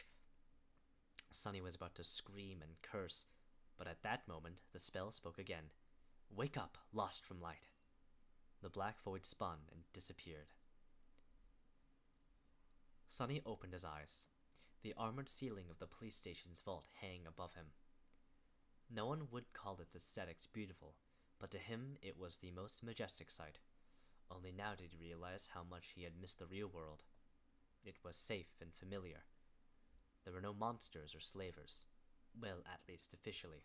There was no constant fear of torturous death. It was home. In addition, Sunny felt incredible. The cold that had crept deep into his bones during the nightmare was gone, taking with it all the pain that his wounded body had been enduring day after day. His feet and wrists were not in agony. His back had forgotten the bite of the whip, and he could even breathe without feeling the sharp edges of his broken ribs cutting deeper and deeper into his lungs. What a blessing! The sudden disappearance of pain, coupled with the new vitality that permeated his body, almost made Sunny cry. I really survived. He slowly looked down and then froze, breathless. On a cheap plastic chair placed beside his reinforced medical bed sat the most beautiful woman he had ever seen. She had short, raven-black hair and icy blue eyes. Her flawless skin was smooth, supple, and as white as snow. Actually, this was Sunny's first time meeting someone as pale as he himself was. However, while Sunny's pallor looked strange and unhealthy, the beautiful stranger was nothing short of striking. The woman seemed to be in her late 20s. She was wearing a dark blue uniform with silver epaulets and black leather boots. The jacket of her uniform was casually unbuttoned, revealing a black tank top beneath. Currently, she was stretching her arms above her head, clearly bored and sleepy. The gesture forced the thin fabric to tighten. provocatively accentuating her full breasts. Mesmerized, Sonny almost missed the fact that there was a shoulder insignia on the woman's left sleeve. There were 3 stars on it. 3 stars, huh? He thought, distracted. 3 stars means an ascended. Huh. Yeah. Wait, an ascended? But before Sonny could fully digest the meaning of this word, he realized that the woman was staring at him too. "What are you looking at?" she said, not a grim of humor in her voice. Sonny blinked a couple of times, embarrassed, and quickly came up with an excuse. Then he opened his mouth and answered, "Your breasts?" A second later, his eyes widened in absolute horror. Because he wasn't planning to say those words at all. His mouth moved on its own. A wave of terror suddenly drowned his mind. The woman slowly smiled with a dangerous gleam in her eye. Then, without any warning, she moved her hand and slapped Sonny across the face. Sonny's whole body was turned around. If it wasn't for the restraints holding him in place, he would have probably flown off the bed. For a moment, he even saw stars. But it could still be considered getting off lightly. An ascended. The woman was an ascended. She could have torn his head clean off with a flick of a finger. Why did he have to offend someone so powerful of all people? Meanwhile, the woman cleared her throat and crossed her arms. "Are you awake now?" Sonny held his numb cheek and carefully nodded. "Good. Let me give you a piece of advice. Don't just say anything that comes to your mind. Especially to girls. It's like you haven't seen a girl before, right?" "Say, thank you, I definitely will not," Sonny thought. But instead, his mouth moved on its own, and he said, "I've seen plenty, but no one as beautiful as you." Then he flinched back, his face as red as a lobster. The woman stared at him for a few seconds, then burst into laughter. "I see you haven't met a lot of awakened, then. By awakened standards, I'm below average." Sonny glanced at her with doubt. The woman shook her head. "As your soul core develops, the body gets rid of all its imperfections, so it's hard to find an unattractive awakened, especially among the stronger ones. Live long enough and you might just become a flower boy yourself." Then she gave him a thorough look and added, "Well, maybe. In any case, since you're awake, welcome back to the land of the living. Congratulations on surviving your first nightmare, Sleeper Sunless." Sleeper Sunless. That was how people would address him now. At least in the short span of days until the winter solstice. After that, he would either return from the dream realm as an awakened or not return at all. It felt strange to have a title put before his name. In the past, Sonny was rarely even addressed by a name. People mostly called him things like boy, punk, brat, or hey you. But now he even had a title. Sleeper Sunless. Actually, the correct term was dreamer, but humans had their own set of words for those infected by the nightmare spell. Carriers who had just finished their first nightmare spell were called sleepers because of how they interacted with the spell. Basically, once his spirit enters the spell, his body was going to fall into slumber. That slumber would continue for days, weeks, or even months, however long it takes for him to escape the dream realm, hence the term sleeper. Once he escaped and becomes an awakened, he would live his life normally during the day and return to the dream realm every time he falls asleep. The awakened were called the same by the spell and the humans. That word was also sometimes used as a general term for all carriers. Then, if he were to decide to enter a second nightmare and manage to survive, he would become an ascended. People called them masters. Masters could enter and exit the dream realm as they wished. Some even chose to never come back there at all. More than that, they traveled between the worlds physically, not just in spirit.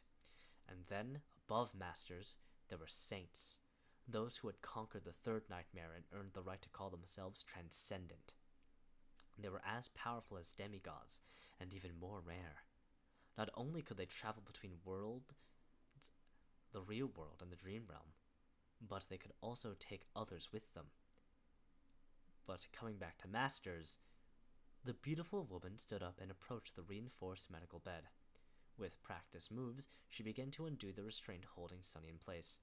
"I am Ascended Jet. You can call me Master Jet. These past 3 days, I was on watch duty due to your nightmare." "Right.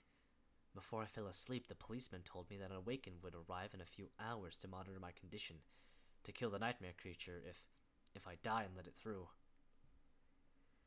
Sonny was unwilling to open his mouth, terrified that all sorts of truths would come spilling out. But there were things he simply had to know. Master Jet, I have a question. Go on. Why would a master be put on watch duty? Isn't it below your pay grade? Jet gave him a dark look. You're smarter than you seem. Recently, there was a lot of gates opening up in the sector. Most of the local awakened are either wounded or occupied with the cleanup, or dead. It's always like that close to the winter solstice. She opened the final restraint and took a step back.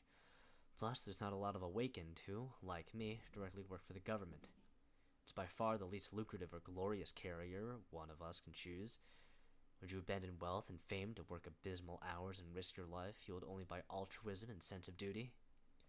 Sonny wanted to say something flattering. Instead, he looked Master Jet right in the eyes and smirked. Of course not. I'm not an idiot. Damn this damn flaw, damn! She stared at him with a humorless expression. Sonny thought he was going to get slapped again. But instead, Jet smiled. See, I was right. You really are smart. Chapter 18. Absence of Light. Sonny was enjoying a hot shower. After their short conversation, Master Jet had sent him to clean himself, saying that he reeked of nightmare.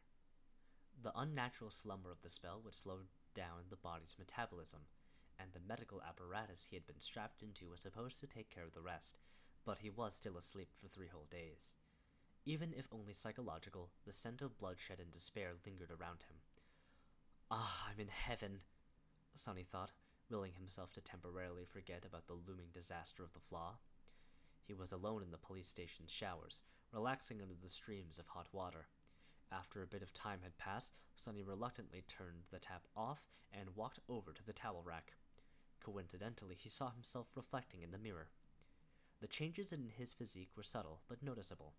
His pale skin seemed a little healthier, his muscles a bit more pronounced. He looked slender and lean instead of emaciated and frail, as he did before. There was a slight luster to his dark hair and a shine to his eyes. However, he was still rather diminutive. Not exactly a picture of masculine handsomeness, to say the least. Flower boy, huh? Sonny thought, full of bitterness. Then he suddenly froze, noticing something strange. As he was looking at himself in the mirror, the reflection of his shadow seemed to move. It was as though the shadow lowered its head and quietly face-palmed. Sonny quickly turned around, piercing his shadow with a nervous look. However, everything seemed normal. The shadow was doing exactly what it was supposed to do, repeating his every motion. I clearly saw you move, he said, feeling a bit strange. You have just moved on your own, right? Sonny glared at the shadow, which obediently glared back. Did you move or not? The shadow enthusiastically shook its head. What do you mean, no? You just moved your head. Do you think I am a fool? The shadow seemed to think for a bit, then shrugged. Sonny was left with his mouth agape. Your shadow is more independent than most. It is an invaluable helper, he muttered finally. Right. This was how the spell had described his aspect ability. But what exactly could his shadow do?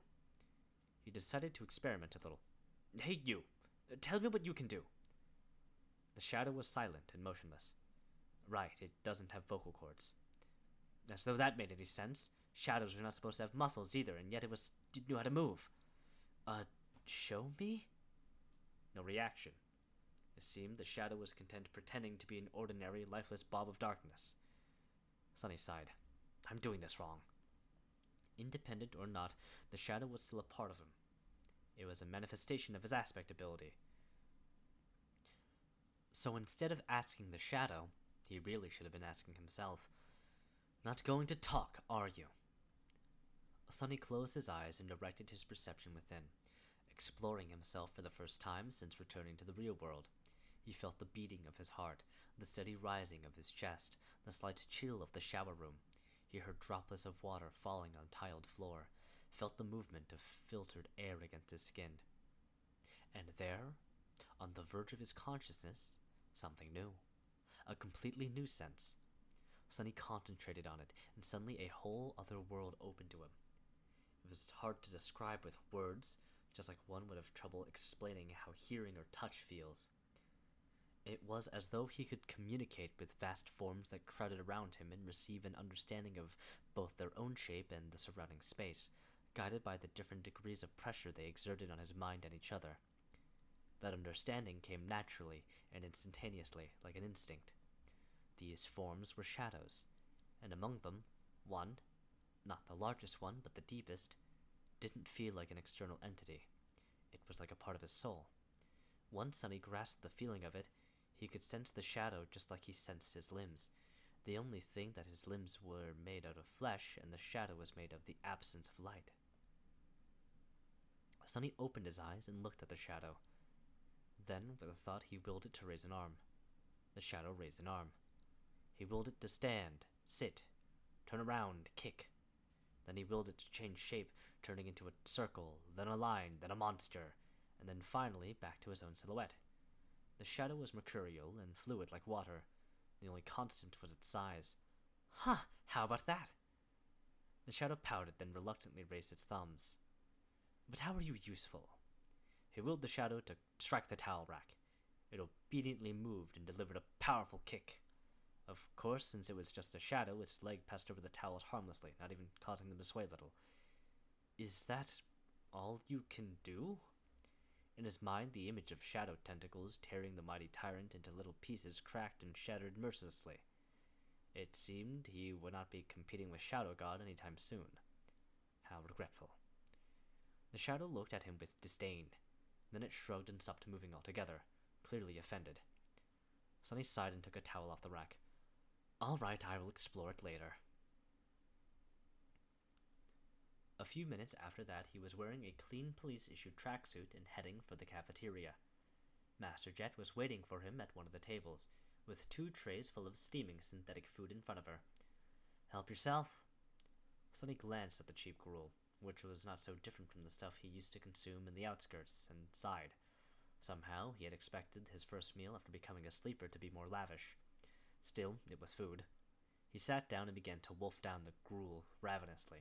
He was very, very hungry. In the process, his thoughts began to wander. Sonny stole a glance at Jet and wondered. The spell told him to find a master, and the next thing he knew, there was a woman calling herself master right in front of him. He tried to imagine being obedient slave to someone like her. Weird thoughts started to appear in his mind. You know what, Sonny? He thought with dark irony. Knowing your luck, this would be a perfect moment to ask her. What are you thinking about? Sonny choked on the gruel. He felt his mouth beginning to open, and put all his will into staying silent.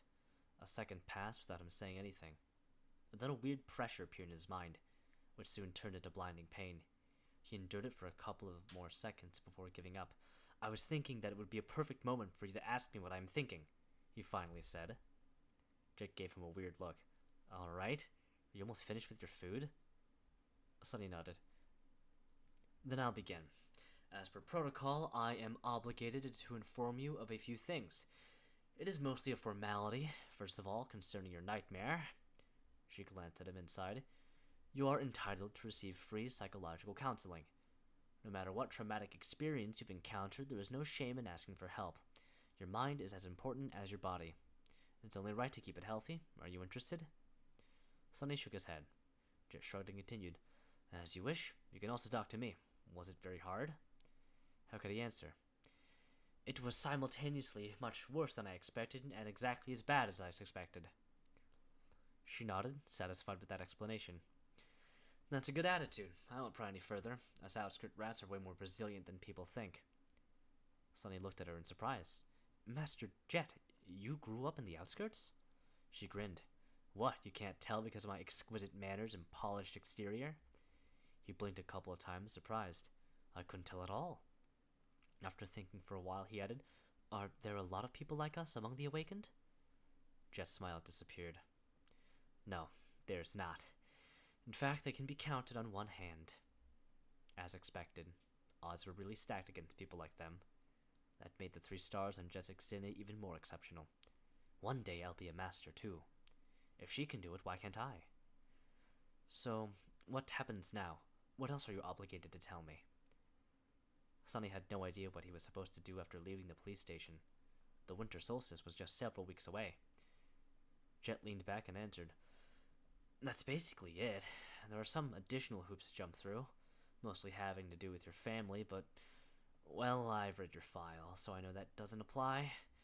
The only thing left to do is decide how you'll be preparing for your first journey into the dream realm. She looked at her communicator and grimaced. I must say your luck is exceptionally bad. There's not a lot of time at all. First of all, you are free to do what you want. No one is forcing you to make a certain decision. That is to say, you can choose to prepare on your own or not prepare at all. Party until the lights go out. Sunny was not very well versed in partying. However, I would advise against that. As a sleeper, you are also entitled to enroll in the Awaken Academy. You will be provided with food, lodging, and a wide choice of preparatory classes. This late into the year, you won't be able to learn a lot, but it's still better than nothing. She was silent for a few seconds, then added, more importantly, you will get acquainted with most of the people who will enter the dream realm with you. Some of them might be your companions for life. And you may end up trying to end that life once we're inside the spell, Sunny added, reading between the lines of what Master Jet had said. So, what do you say? Do you want me to take you to the academy? Sunny thought about it. Strangely, his flaw was silent, not forcing him to answer one way or the other. Is it because I haven't made up my mind yet? Finally, he looked down at his empty tray and made a decision. Free lodging and food, you say?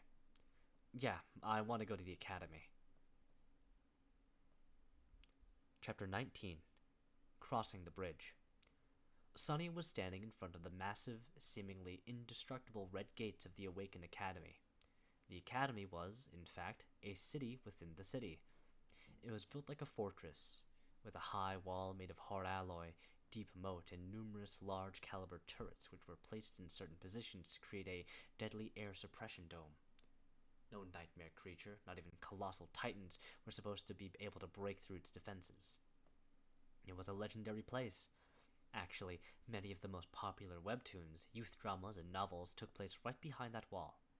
Adventures, rivalries, and romantic entanglements of the young awakened heroes were the mainstream theme of modern entertainment. Never in his wildest dreams did Sunny imagine actually becoming one of these heroes. Of course, how things really were differed a lot from how it was portrayed in the media. More than that, he only had 4 weeks to spend here before venturing into the dream realm. Even if he wanted to, there was not enough time for any type of entanglement, and he definitely did not want to. He had to learn how to survive, not waste time on such nonsense. The snow was slowly falling to the ground. It was cold and silent in front of the academy gates. Except for Sunny, there was only one other person. Another new sleeper, if you had to guess. It was a tall, slender girl of around his age, with clear gray eyes and a detached look on her face. She had strange silver-white hair that was cut short and neatly parted to the side. Just like him, she was dressed in a police-issued tracksuit and had no personal belongings with her. On her head, there was a pair of old-fashioned headphones. She was calmly listening to music while they waited. There was a certain vibe to the silver-haired girl. It was sort of as though she was apart from the world. She looked confident and self-sufficient, but also a bit lonely. Sunny wasn't going to start a conversation. Who knew what kind of situation he would put himself in due to that damn flaw? It was better to keep to himself. He glanced at the girl and sighed. I wonder what flaw she has. Finally, the gates began to open. The giant, ridiculously thick sheet of reinforced metal slowly descended, creating a long bridge. Sunny looked ahead with grim determination. Master Jet's parting words echoed in his mind. On their drive to the academy, Sunny didn't speak much. Looking at the sights of the city that were flying past the window of Jet's personal transport vehicle. Actually, it was his first time sitting in a PTV. Most people in the city couldn't even dream about getting a license and purchasing a vehicle like that, having to do with public transportation. He had ridden in the back of a police cruiser once or twice, but that was a completely different experience. At some point, Master Jet looked at him and said, Since we both come from the outskirts, I'll give you 3 pieces of advice. Whether you listen to me or not is your business. Sunny turned his head, waiting. First, once you're registered in the academy, they'll offer you psychological counseling again.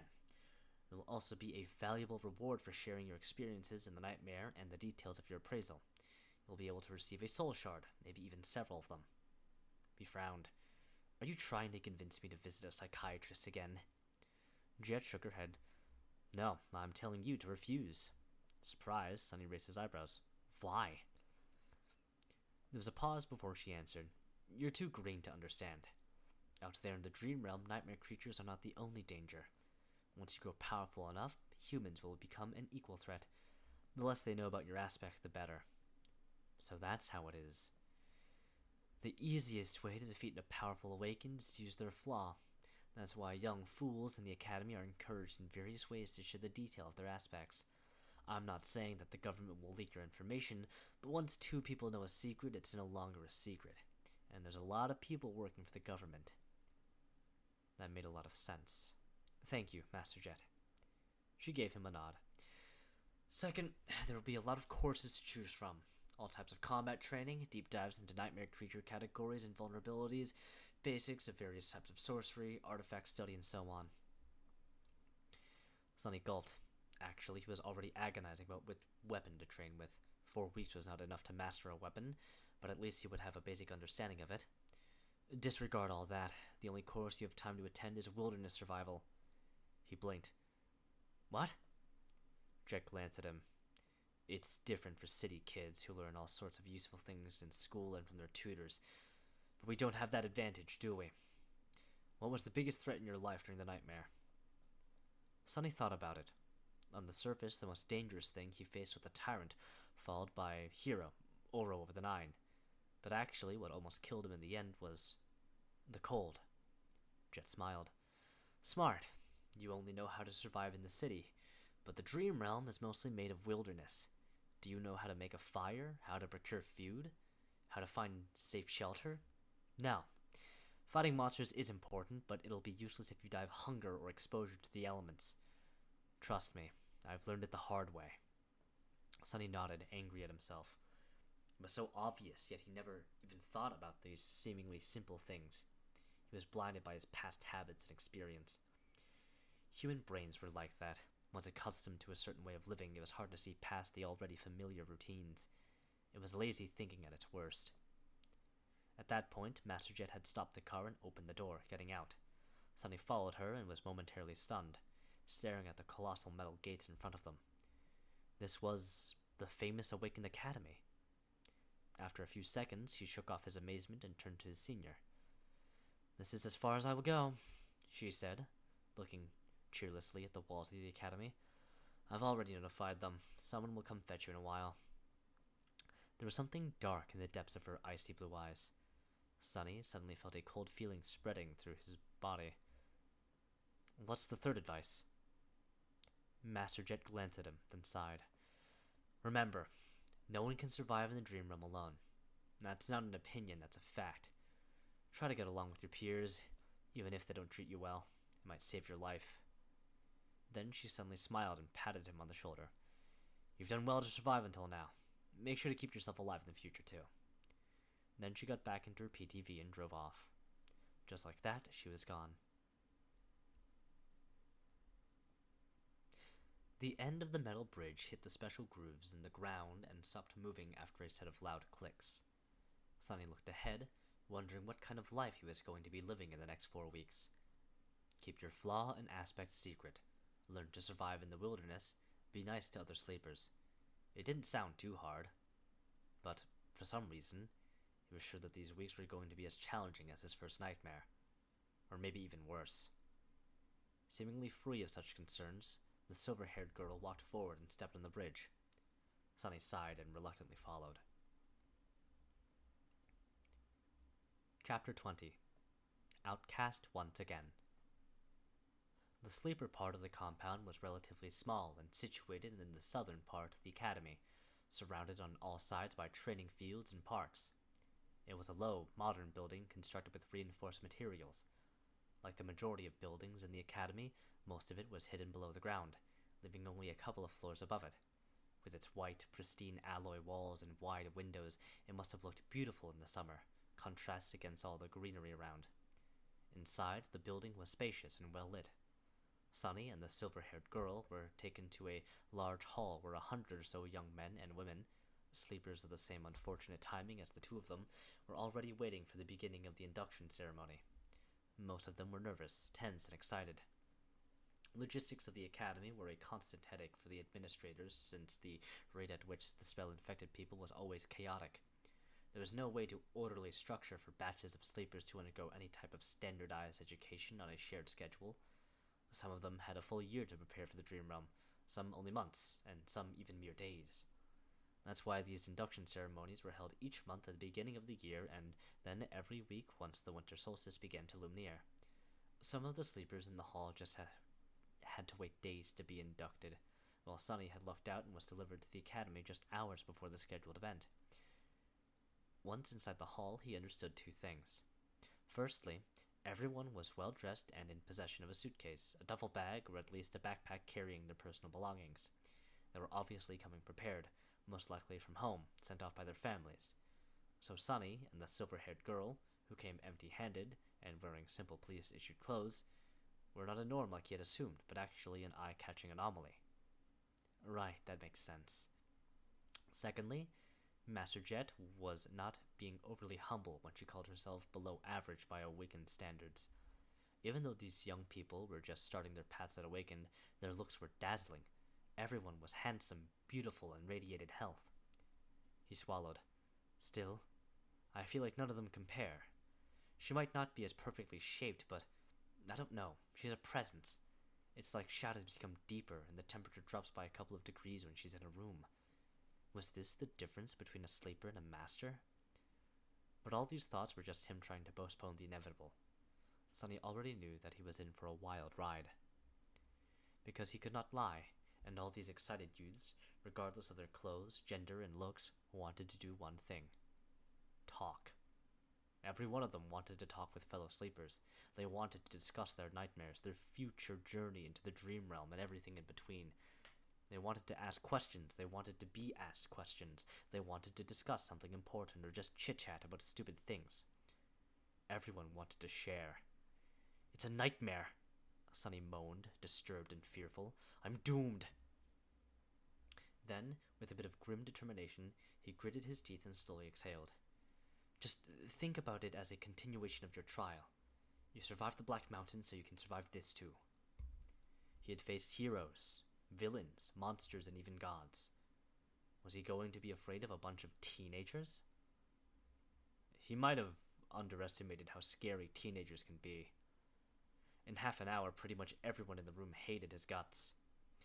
After a short series of conversations, Sunny had acquired a reputation of an obnoxious, foul-mouthed pervert. This reputation was quickly solidified. He was slapped a few times and even punched once. He also discovered a couple of new things about his true self, namely that deep down inside he was apparently rude, arrogant, and more than a little bit lustful. The conversations went something like this. Look at all these young people. How many do you think will return from the Dream Realm? How many will perish? What do you think our chances of survival are? I don't know, but I'm pretty sure that a pompous fool like you will die first. Or, I even received an armor-type memory in my nightmare. It's an enchanted robe. Would you like to see? Actually, I would prefer to see without a robe. Or, then those lowlives began to rob the bodies. It was disgusting. They even took their shoes. What kind of degenerate would take a dead man's shoes? I once killed a man and took his boots. They were nice boots. What? You killed someone just for a pair of boots? Of course not. There were other reasons. I also took his cloak. Once again an outcast, Sunny was eventually left alone. People seemed to be avoiding him. Unperturbed, he found a quiet corner and stood there, glad that no one wanted to talk to him anymore. His face hurt, and there was blood dripping down from his nose. Being ostracized from a group was nothing new, but it still stung. However, he was smiling, because in the process of turning the whole batch of sleepers against himself, Sunny had discovered something vital. He learned how to control his flaw. Once asked a question, he could not keep quiet. He also couldn't lie. However, after a lot of experimentation, Sunny had found out that with a bit of practice, he could influence the exact way the truth eventually came out. It was like this. After receiving a question, his mind automatically produced a truthful answer. After that, the flaw would force him to say that answer aloud. Refusal to speak would result in the buildup of pressure, then piercing pain. The longer he kept quiet, the worse the pain would become. Eventually, he would have to surrender and reveal the truth. However, in these moments between receiving the question and surrendering to the pain, the actual wording of the answer could be changed. The more it strayed from the initial thought, the more resistance he would meet. Once again in the form of pressure, then pain. It still had to be truthful, but it didn't have to be so stark. For example, If Master Jet were to catch him staring again and ask him what he was looking at, instead of embarrassing himself, Sonny would have been able to endure a bit of pain and simply said, "You." That would still be the truth, however, the result would be entirely different. Hidden in the corner, Sonny grinned as he observed the sleepers. "This is good, this is great, this is something I can work with." After all, one didn't have to lie to deceive a person. Sometimes, truth was the best material for creating deceit. If used with a certain devious type of intelligence, truth could be as misleading as lies. For example, in one of his previous conversations, Sonny had confessed that he had once stolen boots from a dead man. The other guy was horrified and asked if he had really killed someone just for a pair of boots. The answer the flaw forced him to give was that there were other reasons, that he had also taken the man's cloak. The true reason for killing the veteran slaver was because he had whipped Sonny a few hours prior. Besides, he was already dying. The cloak had nothing to do with the killing itself, however the wording of the answer created an impression that it did. Thus, two truthful statements, when put together, created an effect akin to a lie. This was just a simple example. With a lot of effort and intense thinking, Sonny could create other types of manipulative truths. It was going to be extremely difficult and risky, but it could be done. He just needed a little bit of luck. It was time to put his theory into practice. Sonny didn't forget what his main goal was, to make sure that no one ever finds out his true name.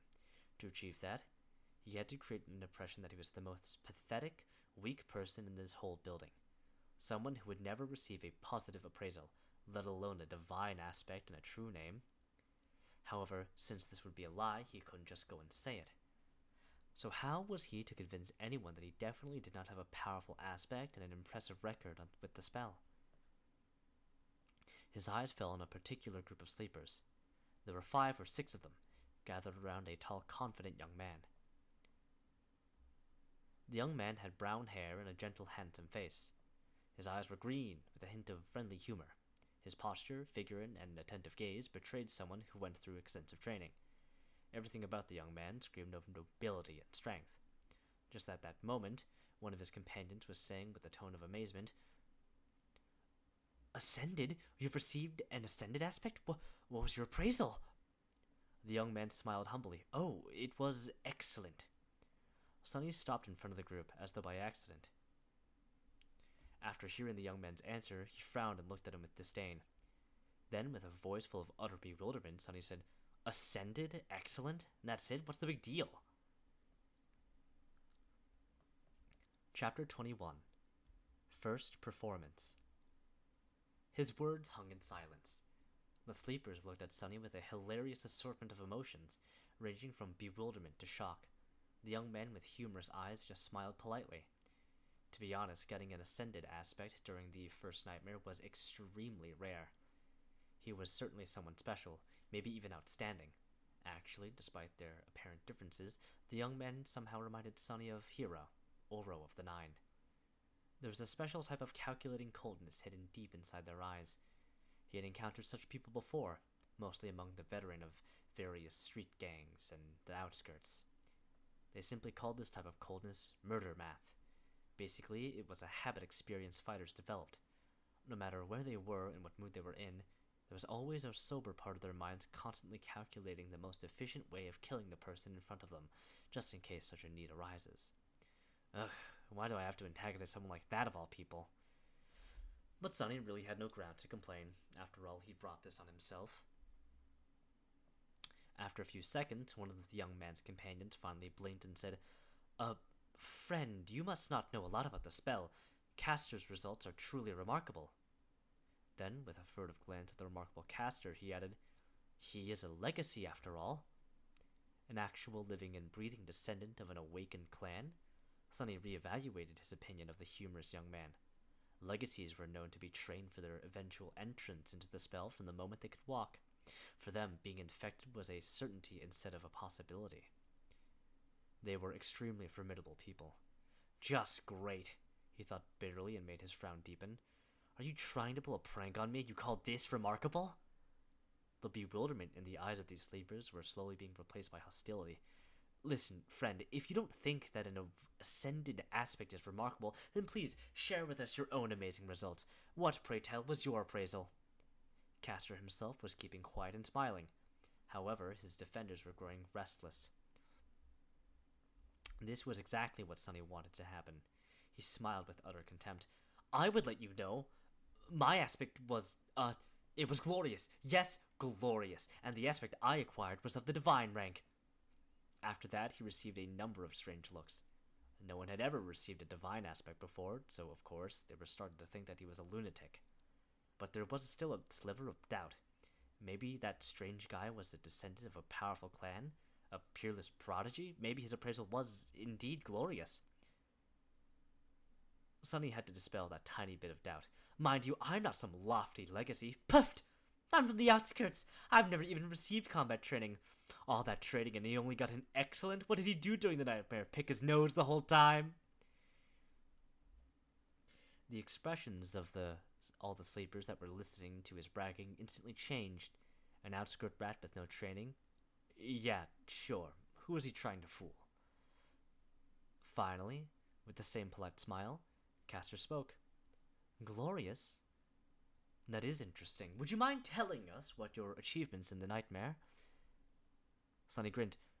Sure, no problem. First of all, I killed an awakened tyrant. Every cost him a couple of moments of intense pain, but he didn't let it show on his face. His expression was nothing but smug and confrontational. The mere mention of a tyrant, let alone an awakened one, made a couple of sleepers smile with ridicule. Oh, really? How did you kill it? An arrogant look appeared on Sonny's face.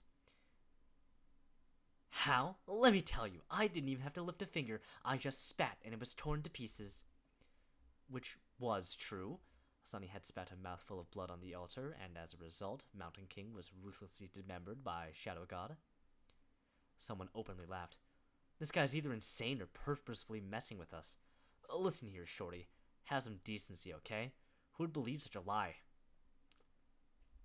Sonny was genuinely angry. He wanted to retort, saying that he wasn't short, but he couldn't. Because that would be a lie, damn it. So instead, he just gritted his teeth and said with a voice full of outrage, I can't answer that, because it's not a lie. Are you really insisting that you had killed an awakened tyrant? A tyrant? With a little bit of spit, no less? Sonny knitted his brows. That's the truth. More laughter followed. Crazy bastard. He actually believes in his own crap. Insane. He's insane. Unexpectedly, Castor stopped his companions. Guys. After the laughter quieted down, he asked in a friendly manner. What else did you achieve? What? That wasn't enough? Sonny raised his chin. Let me think. Oh, I also killed an awakened swordsman. Really? How did you do that?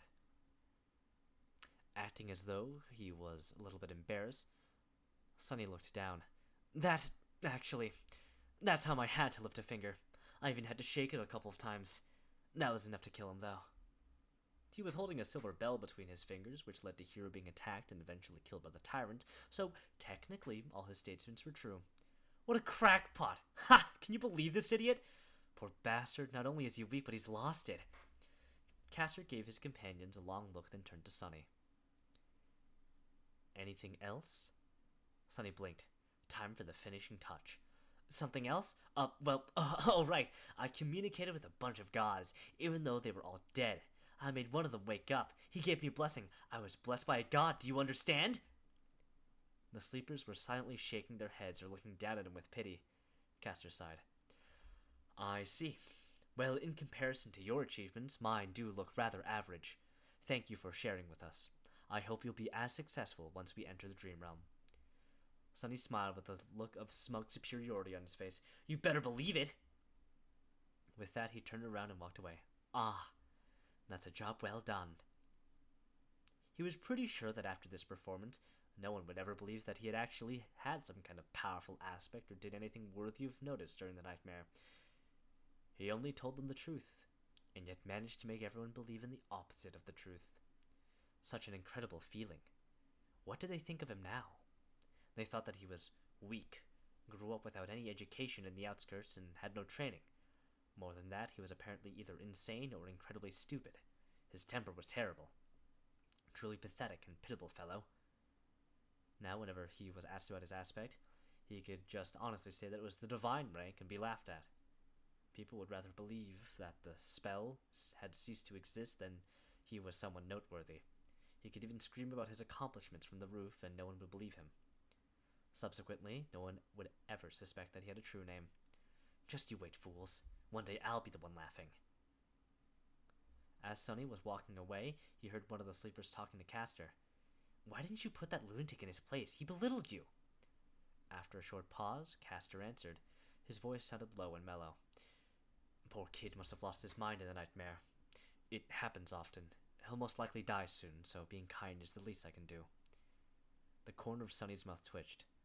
What a nice guy. He knew that Castor's words were based on a false assumption, but for some reason, still felt a cold chill running up his spine. Chapter 22. Corpse Corner. Satisfied with his performance, Sonny walked back to the deserted corner of the hall. He felt people looking at him with mockery, contempt, and pity.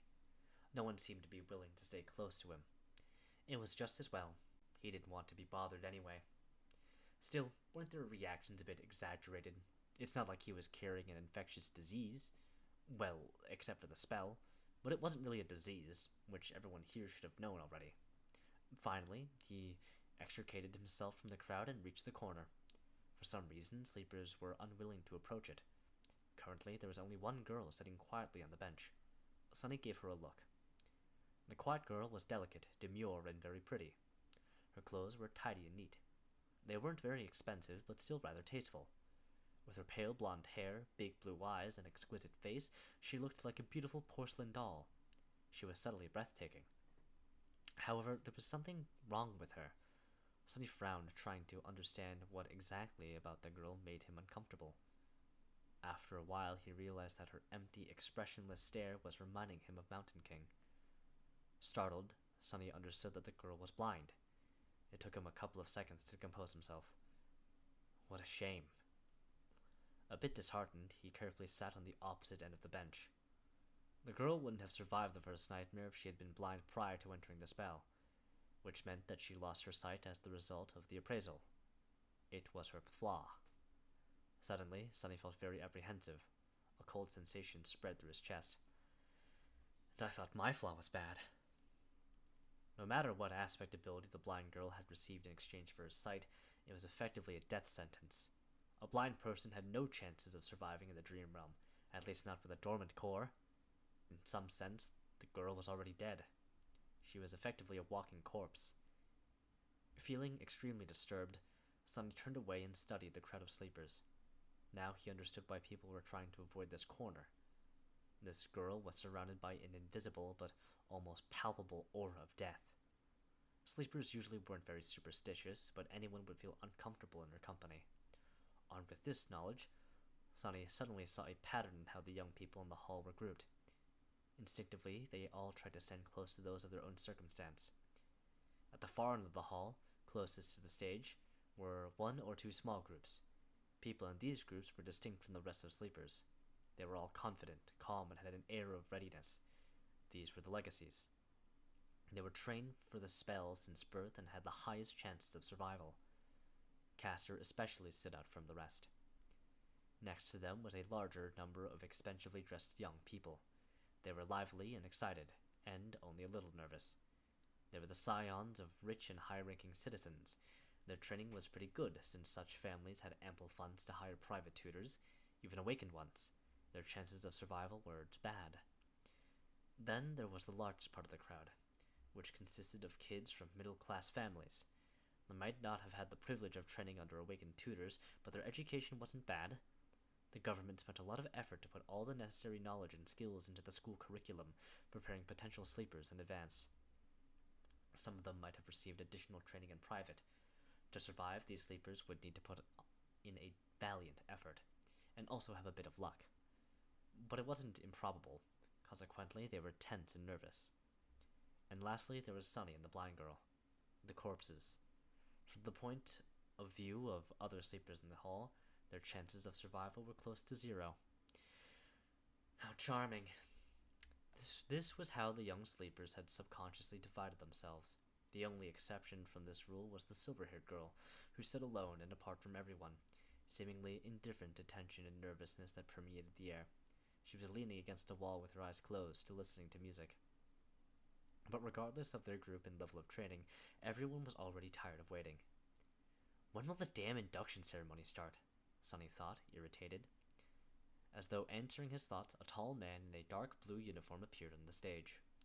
Not only was he tall, he was actually almost a giant. Sunny even wondered if the man's mother had sinned with a bear. Of course, it was impossible. Bears had gone extinct long before the spell even appeared, but he once saw pictures in a book, and they sort of looked similar. A bear-like nightmare creature, then. The giant man had wide shoulders, an athletic build, and a gorgeous brown beard. His eyes were calm and serious. After reaching the center of the stage, he gave sleepers a long look. When his gaze reached the deserted corner, Sunny suddenly felt nervous. I hope he doesn't have a telepathic ability, otherwise he might separate me limb or two, on behalf of his mother. The man didn't pay Sunny a lot of attention and returned his gaze to the front rows of the crowd. Finally, he said in a deep, reverberating voice, "I am Awakened Rock. Sleepers, welcome to the academy." Everyone listened without making a sound. In less than a month, you will be summoned to the Dream Realm. Some of you might think that you are well prepared. You're wrong. The spell is merciless and cunning. The moment Awakened begin to think too much of themselves, they die. I've seen countless sleepers like you lose their lives. I've also seen experienced masters lose theirs. Even saints are not assured to survive. Thanks for the encouragement, Sunny thought sarcastically. In the following 4 weeks, we'll do everything in our power to increase your chances of survival. You will receive training from the best instructors in the world. However, don't be misled by their fame. In the end, whether you return from the dream realm of life depends on only one person. You. The responsibility to survive is yours and yours alone. Except for the legacies, sleepers were looking at each other with growing fear in their eyes. Awakened Rock continued. You are not children anymore. It's a shame because you ought to be. But the spell has decided otherwise. You've been to your first nightmare, so you already know what it's like. Your parents, your teachers, and your friends can't help you anymore. Haven't had any of those in a long time. While listening to Rock's speech, Sunny couldn't help but feel a little excluded. It was all old news to him. However, he understood the instructor's purpose. He had to make the young sleepers afraid, because fear was the only thing that would keep them alive. Finally, the speech got to the important part. Awakened Rock paused, giving kids listening to him a few moments to digest his words. Then, with a short nod, he continued. Now we will talk about the difference between nightmares and the dream realm. Chapter 23. Dreams and Nightmares. That was something Sunny was keenly interested in. Of course, he had a general knowledge of how things were set aside inside the spell, but the first nightmare had already shown him that reality was different from how it was portrayed in popular culture in a number of small but infinitely important ways.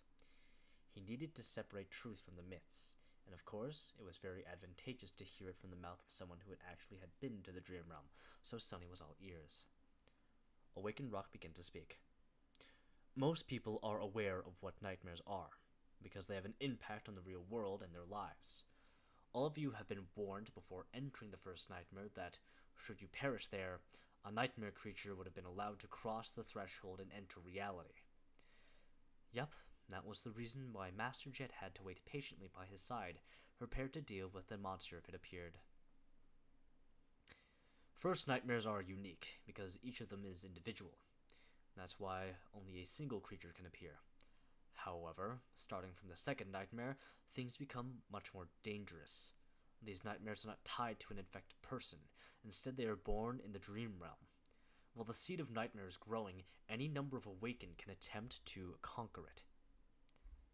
Hunting down nightmares was the main responsibility of the awakened. Sunny knew that much. Should they die or fail to find the seed before it matures, a gate will open the real world, letting through countless monsters. You all know the consequences. Other awakened will be forced to withstand the onslaught on this side, but then there can be massive destruction or losses among the civilian population. Opening gates were something that every person on the planet feared. was also the second disaster brought upon by the spell after the initial appearance of the nightmare creatures. The main difference was that, in the initial wave, there were only dormant beasts. However, gates had ranks of their own, and any type of creature could potentially step through. Not long before Sunny was born, a rank 5 gate opening left a whole continent uninhabitable. Luckily, high-rank gates were very rare. Awakened Rock's voice grew solemn. So it is not wrong to say that the purpose of the Awakened is to enter the dream realm, seek out maturing nightmares, and close them before any harm could befall the real world. From this, you can see that the dream realm and the nightmares are connected, but are not one and the same. If nightmares are the destination, then the dream realm is the road. But it is also so much more. Very romantic. Does Awakened Rock have poetic inclinations? Simply put, the dream realm is a world. It is vast, mysterious, and mostly unexplored. It is also dead. There is no life out there except for the nightmare creatures, corrupted ecosystems, and now us. But it wasn't always dead. We can tell that once, a long time ago, the dream realm was home to several primitive civilizations. There were a lot of ruins buried in its soil. From what Sunny knew, those lost civilizations were not really primitive. It's just that their development was centered around soul cores and mysticism as opposed to technology. So basically, miracles and magic. What were their names? How did they fall? No one knew. Maybe they were destroyed by the spell. We don't know if the dream realm exists inside the spell as one of its illusions, just on an unimaginably larger scale, or if it's real, with the spell only serving as a pathway between two realities. However, we do suspect that the illusions conjured up inside the nightmares are based on its history. They are replicas of past events, somehow reconstructed from the depths of time. So, there might have been a real slave caravan on the Black Mountain once, a long time ago. Sunny remembered how time seemed to move in reverse at the beginning of his nightmare. He thought about how things would have ended up without his involvement. Did the nameless temple slave perish in Mountain King's Maw with the rest of the caravan? Somehow he felt that the nameless slave was not that simple. Otherwise, why would the spell remember him? And what about Hero? Was he able to escape? I wonder. There are 4 main differences between the dream realm and the nightmares. Firstly, it doesn't have a story. There is no predetermined conflict you are forced to resolve. You can move freely and explore, provided that you have the strength to stay alive in the wilderness. Most people tend to stay close to one of the human citadels. That's good to know, Sunny thought, unconvinced. Sure, there were no predetermined conflicts in the dream realm, but with his fated attribute, he was pretty certain to end up in some kind of trouble, so that freedom Awakened Rock had mentioned was relative in his case. Meanwhile, the instructor continued. Secondly, as I have already mentioned, there are no people in the dream realm except for those who came from the real world. There are only monsters. Some of them can mimic human appearance, though, so do be mindful of that. Sunny felt cold sweat running down his back. Nightmare creatures mimicking humans? So creepy. Since when was that a thing? Why hasn't he ever heard about it? He stole a glance at the legacies standing in the front row and noticed that they did not show any sign of surprise, so they knew. Thirdly, unlike the first nightmare, no nightmare creatures will appear in the real world if you die in the dream realm. It may sound cruel, but that's a good thing. Awakened forces are already spread thin. If we had to monitor every sleeper, we wouldn't have resources to handle more important matters. Considering that each sleeper could spend weeks, sometimes even months in the dream realm, there was ruthless logic in that statement. And lastly, and more importantly, unlike nightmares, which are bound by the rules of fairness, there is no limit to what kind of creature you can meet in the dream realm. During its trials, the spell won't pit a dormant human against an opponent many ranks above them. Oh, really? Sunny sneered. However, he was forced to agree with Awakened Rock. Even though both Hero and Mountain King were way out of his league, they were still just one rank above him. But in the dream realm, no such restrictions exist. Theoretically, you can stumble upon an unholy titan and die before even realizing what happened. So be careful and stick to the regions with enemies on par with your own rank. It's not an ironclad guarantee, but at least there will be less of a chance of you biting off more than you can chew. Sticking to a region populated by nightmare creatures below his rank was even better. That was exactly what Sunny was planning to do. Awakened Rock paused for a few moments, studying the faces of sleepers in front of him. Then he added, "When the solstice comes, you will be drawn into the dream realm. The exact location of where you will appear can't be predicted in advance, but there is a high chance that many of you will find yourselves in close proximity to each other. Band together and proceed to the nearest human citadel. Each citadel is built around a gateway. Once you reach it, you will be ready to return." Gateways were special portals that served as exit points from the dream realm. Once sleepers reached such a portal, they would be able to escape back to reality and become awakened. Their core would evolve, and they would also receive a second aspect ability. After that, they would return to the dream realm each time they fell asleep. If you can't locate or unable to reach the nearest human citadel, search for an unclaimed gateway. It will usually be inside or near the most prominent landmark of the region. Work together to defeat its guardians and come back alive. He gave them a heavy look. That is all for today. Next, follow the instructions sent to your communicators to find your assigned dormitory. Once settled, you may prepare and proceed to the cafeteria for some late supper. There will be a round of interviews after that, to prepare your suggested curriculums. Get a good night's rest. Your training starts tomorrow. With that, he gave them a short nod and left. Sunny sighed. Can't be predicted in advance, huh? With his luck, he would either drop right into the middle of a prosperous human citadel and immediately roll into a gateway, or appear in some region of the dream realm so remote and deadly that no one had ever heard about it or returned from it alive. Let's hope the former.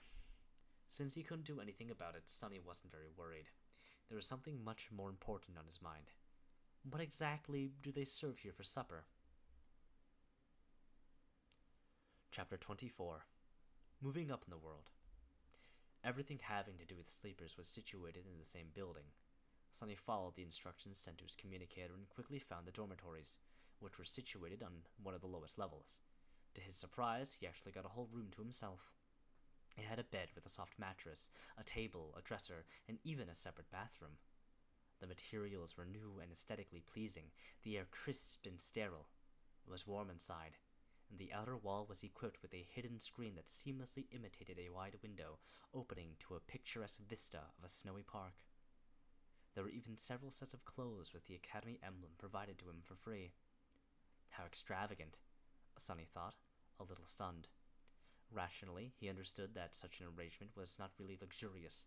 However, to him, who grew up wandering the outskirts, this room was like a palace. He scratched his head. Looks like I've made it? Sunny glanced around, then winked at his shadow and smiled. I guess we're moving up in the world, huh? The shadow didn't respond, apparently not very impressed. Perhaps it didn't care about such things. Right, what would a stupid shadow know? Sunny changed into new clothes and studied himself in the mirror. Then, remembering something, he summoned the runes. He finally had time to study the Puppeteer's Shroud. Memory. Puppeteer's Shroud. Memory rank. Awakened. Memory type. Armor. Memory description. A worm of doubt once found its way into a righteous king's heart. With time, the king was devoured from inside and became its puppet. A lifetime later, the puppeteer worm escaped from the king's dead body, leaving behind a cocoon of black silk. No one knows where it went. However, once people dared to approach the silent castle, they found the silk among the mountains of gnawed bones and fashioned it into an armor. Sunny made a sour face. That is not terrifying. Yeah, I'm not creeped out at all. Come to think of it, the first creature he killed was called a larva.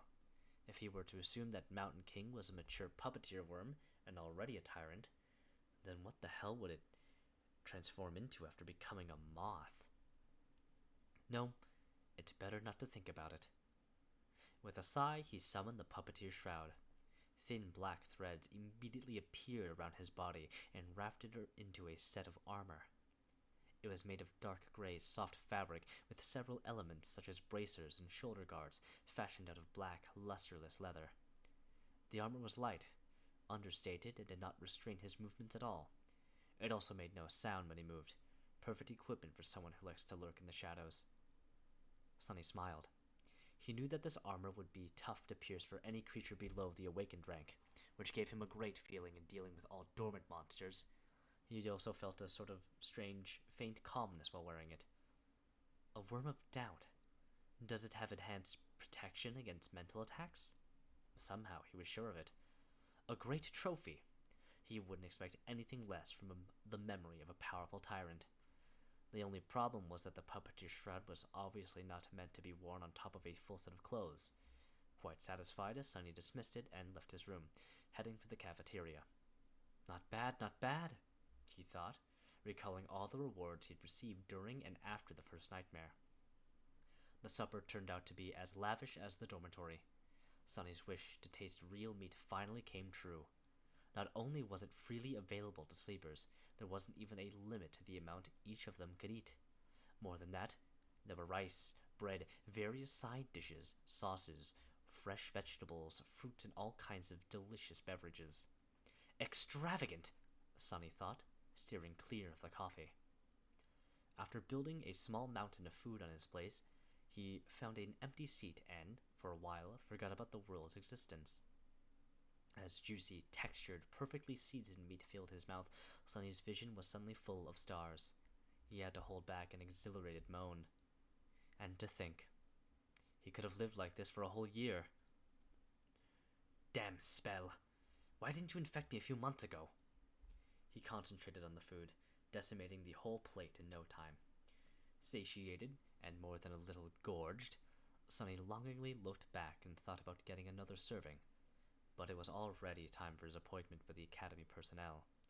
Full of regret, he stood up and left the cafeteria. Soon, he found himself in a small office, sitting across from an administrative worker. The worker was very friendly and started the interview right away. Just like Master Jet had warned him, Sunny was offered psychological counseling again. Remembering her advice, he refused, and the interview smoothly switched to questions about his aspect. He didn't want to give up information about his abilities, but also knew that he had to tell the worker something. Luckily, the questions were worded in a way to put sleepers at ease. As such, most of them started with nice and polite preambles like, "Would you like to tell me?" or "If you're willing to share," which gave Sunny an opportunity to give neutral answers. "Would you mind telling me about the type of aspect ability you received, as in combat, sorcery, utility?" He did mind, but had to be careful. I'm not sure. I haven't had time to understand it well." "That's all right. Are you able to directly deal damage with your ability?" "I guess not. Earlier I wasn't even able to harm a towel." Things went on like that. In the end, Sunny shared just enough ability to create an impression that his aspect was weak, harmless, and most likely having something to do with utility. After that, he returned to his room, undressed, and went to sleep. Sunny thought that falling asleep for the first time after the nightmare would be weird, but in fact it was surprisingly easy. Lying on a soft mattress, with his skin against clean bedsheets and a fluffy pillow under his head, he slept like a baby. Early in the morning, Sunny washed up in his private bathroom and, bursting with energy, hurried to get breakfast in a happy mood. The cafeteria was a bit crowded. After filling his plate with all kinds of delicious stuff, he quickly realized that the only place he could sit was near the blind girl from yesterday. Her table was empty, since no one wanted to be close to her. Sunny grimaced. It seemed that the two of them were doomed to be outcast together for the remaining 4 weeks. He also felt uncomfortable in the company of someone who was practically a dead person, but there wasn't much of a choice. Losing his good mood, he sat at the blind girl's table and gave a precursory nod to the social worker who was helping her get around. After that, he tried to pretend that they didn't exist and concentrated on his food. However, before he could finish, a sudden commotion drew his attention. "What's going on?" He looked up and noticed that a lot of sleepers were gathered around the large screen hanging on the walls of the cafeteria, their faces filled with excitement and awe. On the screen, a list of names was displayed, ranking the new batch of sleepers from weakest to strongest, most likely deduced from the results of the interviews. Not particularly interested, he quickly found his own name near the bottom of the list. The only sleeper who the academy judged to be less likely to succeed than him was the blind girl. Turned out her name was Cassia. But the commotion was a bit too loud to be just the result of the ranking.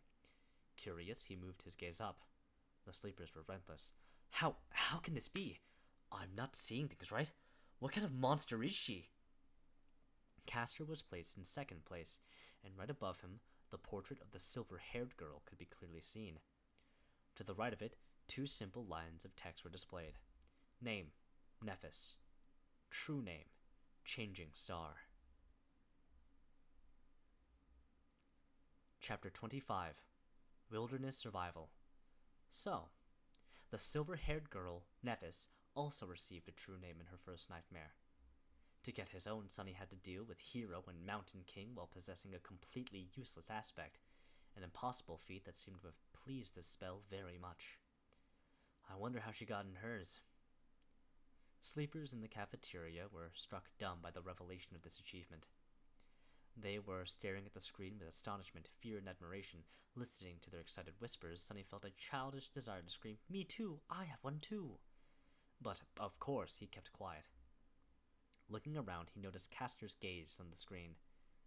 There was a strange, somber expression in the humorous young man's face, but the weird thing about it was that, as far as Sunny could tell, Castor wasn't looking at the line of text containing true name. Instead, he was staring at the line of text that read Nephis, as if the girl's actual name held more meaning to him than one given by the spell. Interesting. Do they know each other? Why would a lofty legacy know someone who came to the academy in a police-issued tracksuit?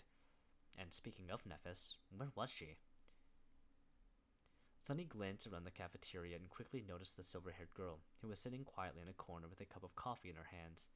She wasn't paying a lot of attention to the commotion, seemingly immersed in her own thoughts. Her gray eyes were serious and distant. A sleeper with a true name? That's impossible.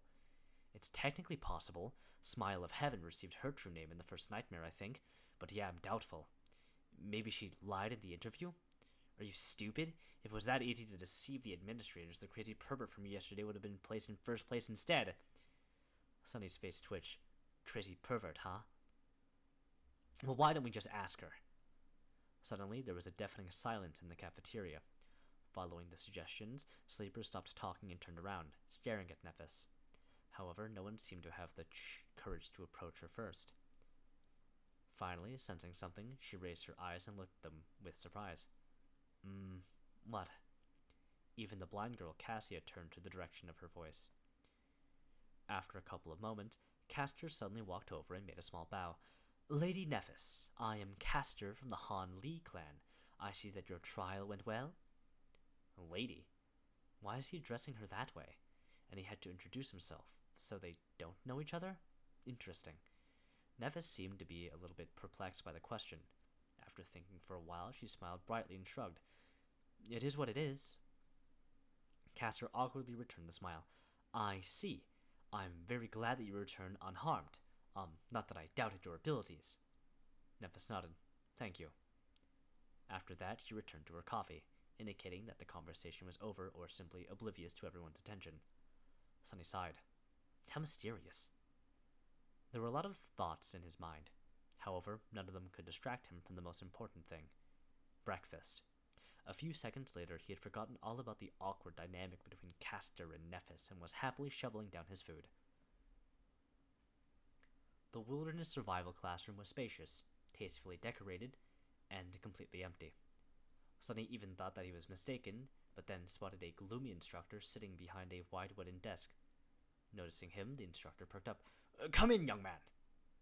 He was a lively old man with messy gray hair, absently minded eyes, and a pair of bushy eyebrows that seemed to jump around on their own. I am Awakened Julius. You can call me Teacher Julius. Sit down, sit down. What's your name? Sunny obediently sat down. It's Sunless? Julius raised his eyebrows. Ah, what an ominous name! But that is good, very good. After all, we all have to deal with a lot of ominous things. Sunny carefully looked around.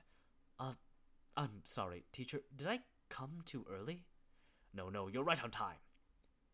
Are other students late? The instructor grunted with incredible contempt. No one else is coming. Those brutes were only interested in swinging their fists and swords around. Very few are smart like you and know the true value of knowledge. Oh, so it was that unpopular. Sunny inwardly sighed, hoping that he won't regret the decision to abandon combat training in favor of this course. Say, young man, why did you choose wilderness survival of all things? There was no point in hiding the true reason, not that Sunny would have been able to anyway. The awakened that monitored me during the first nightmare, Master Jet, had advised me to study it above all things. A very wise advice. That master truly knows what's important. Wait, did you say Jet? His eyes widened. Soul Reaper, Jet? That murderous savage? Who would have thought that a barbarian like her would know the value of intricate knowledge? Soul Reaper? Sunny's curiosity was piqued. Teacher, do you know Master Jet? Julius carefully looked behind his back before answering. Who doesn't know of the Soul Reaper? She might not be the most powerful awakened out there, but she is certainly one of the most feared. That's because her aspect abilities disregard flesh and target soul cores directly, which means that no amount of armor, damage resistance, and physical protection can stop them. He leaned forward. The only good thing is that she's young, and not likely to become a saint anytime soon, or even ever. Yes, luckily, there's a very low probability that she'll ever advance. Sunny blinked. Why? Julius looked at him as though trying to comprehend how someone could be so ignorant. Because of her problematic personality, of course. Who would want to help a psychopathic killer become a saint? You need a team of outstanding companions and a lot of support to attempt conquering the third nightmare. Soul Reaper Jet isn't... Wait. Suddenly, Julius frowned and leaned back. Why am I gossiping with you? You're too young to know such things. More than that, it's not in my character to badmouth others behind their backs. I would beg to differ, Sunny thought sarcastically, but didn't say anything out loud.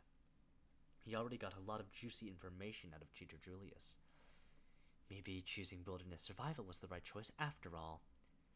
Let's get back to your curriculum. What other courses are you taking? Sunny sighed. None. For the next 4 weeks, I'll be fully concentrated on wilderness survival. Julius stared at him for the whole minute, an expression of utter astonishment written clearly on his face. Then, slowly, an excited gleam appeared in his eyes. Finally, he grinned. Wonderful! This is wonderful! You are such an astute young man. Don't you worry. In 4 whole weeks, I will make you immortal. Sunny's lessons with Teacher Julius started pleasantly and without much tension, but just an hour later, he felt like his head was ready to explode. There was so much new information, and all of it was so strange and counterintuitive for someone who had never left the walled-off, sheltered confines of the city. From time to time, Julius gaped at Sunny's lack of knowledge and relevant experience. However, he had a good attitude and an endless enthusiasm for teaching. Whenever Sunny stumbled, he would patiently slow down and allow his student to catch up. The curriculum that Julius planned out was practically insane. There was an endless amount of theoretical knowledge to learn, practical lessons both in virtual reality and in the real world, numerous subjects and weird things to study. There were even several lessons dedicated exclusively to learning the basics of several dead languages of the Dream Realm. Why would I need to learn dead new languages? Sunny thought with self-pity. The spell automatically translates everything. But Julius was uncompromising. The spell is not a translator. Do you think it has time to express the intricacies of human speech? Let's say you're seeking shelter in a ruin and find an inscription that reads, certain death ahead. There are 30 words for death in the rune language. Just by knowing the runes, you'll be able to deduce what kind of danger there is. On the first day, they studied until the sun was about to set. Only then did Teacher Julius decide to let Sunny go. Mentally exhausted and lamenting the fact that he had to miss lunch and dinner, Sunny decided to gently remind his teacher about the importance of food for maintaining high levels of concentration tomorrow. After returning to his room, he fell on a chair and stared blankly into the distance for a while. Then, as though remembering something, Sunny turned to his shadow. Right. He had to accomplish a lot before supper. He observed the shadow for a few seconds and then grinned. Let's see what you can really do. Chapter 26. Changing Star. Sunny was pretty sure that his shadow was capable of much more than just being a silent follower. After all, the spell had described it as being an invaluable helper. It was now up to him to find out how exactly shadow control could be of help. As in many other matters having to do with aspects, there was a certain level of instinctual understanding buried deep inside his subconscious. This understanding was either given to him by the spell or was something innate to every awakened. Sunny just had to sense the subconscious knowledge and learn how to put it into practice. Once again, he concentrated on sensing his body and spirit, then commanded the shadow to perform a series of simple motions. With each of them, he was growing more and more familiar with the feeling of controlling the shadow. Pretty soon, it was as natural to him as breathing and walking.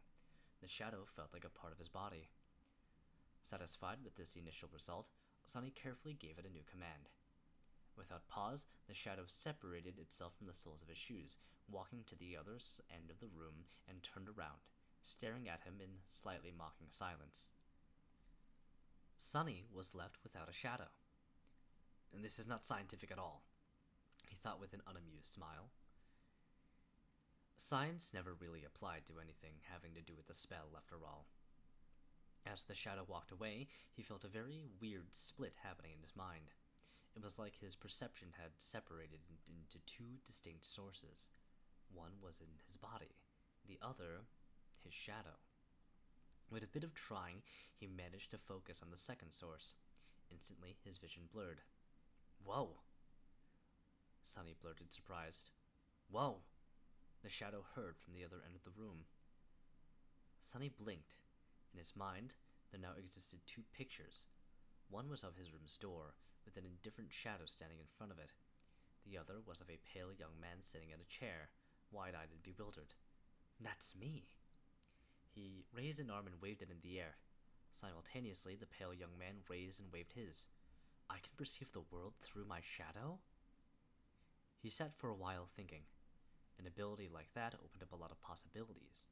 With his Child of Shadows attribute allowing him to see and move stealthily in the darkness, and shadow control allowing him to send out a sneaky shadow as a scout, he was pretty much a perfect spy.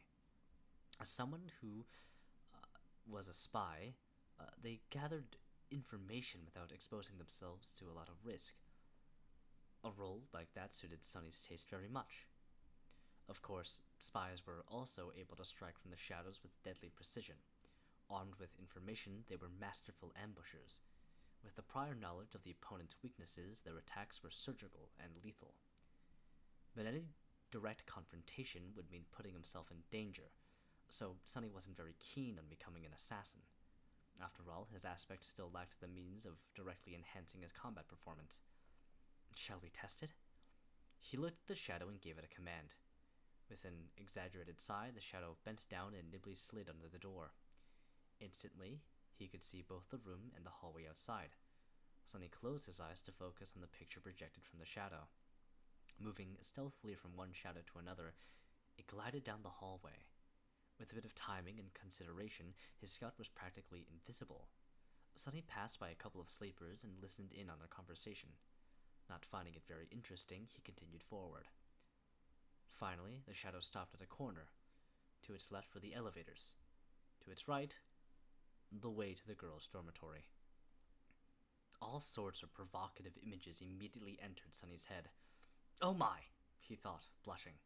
Yes, with this ability it was also very easy to fall into utter depravity. But no, he couldn't do it. Not because of some high moral principles. It's just that, with his reputation of a pervert, the chances of being asked if he had done something unbecoming were pretty high, so he needed the ability to honestly answer no. So, I probably shouldn't, right? Right? Of course you were right, don't even think about it. Back in his room, Sunny sighed with a lot of regret. Then he directed his scout to hide in the shadow of a passing sleeper and followed him to the elevators. Some time later, Sunny's shadow was hiding in a corner of a large dojo. He was observing his fellow sleepers who, under the guidance of Instructor Rock, were going through the motions of the introductory combat class. The day was mainly dedicated to testing their general competency and abilities. After that, the sleepers were going to be separated into groups based on their level, such as novice, advanced, or expert, as well as their weapons of choice. Some would be assigned a personal tutor or paired together. Currently, sleepers were taking turns delivering their strongest punches to a wide plate attached to a special measuring machine. After each strike, the machine would display a number corresponding to the sleeper's physical strength. In theory, a machine like that was not hard to build. However, considering that many of the sleepers had combat-oriented aspects that enhanced their might in a variety of ways, it was actually a marvel engineering and durability. Their technique and training also affected the final result. Most people were getting numbers ranging from 10 to 14. It was considered a good result, something that at most only the athletic people could reach. However, a lot of sleepers, obviously, those with enhancing abilities, were able to achieve a score of 15 or even 16. I would probably get a 10 or an 11. Sonny thought, feeling a little bored.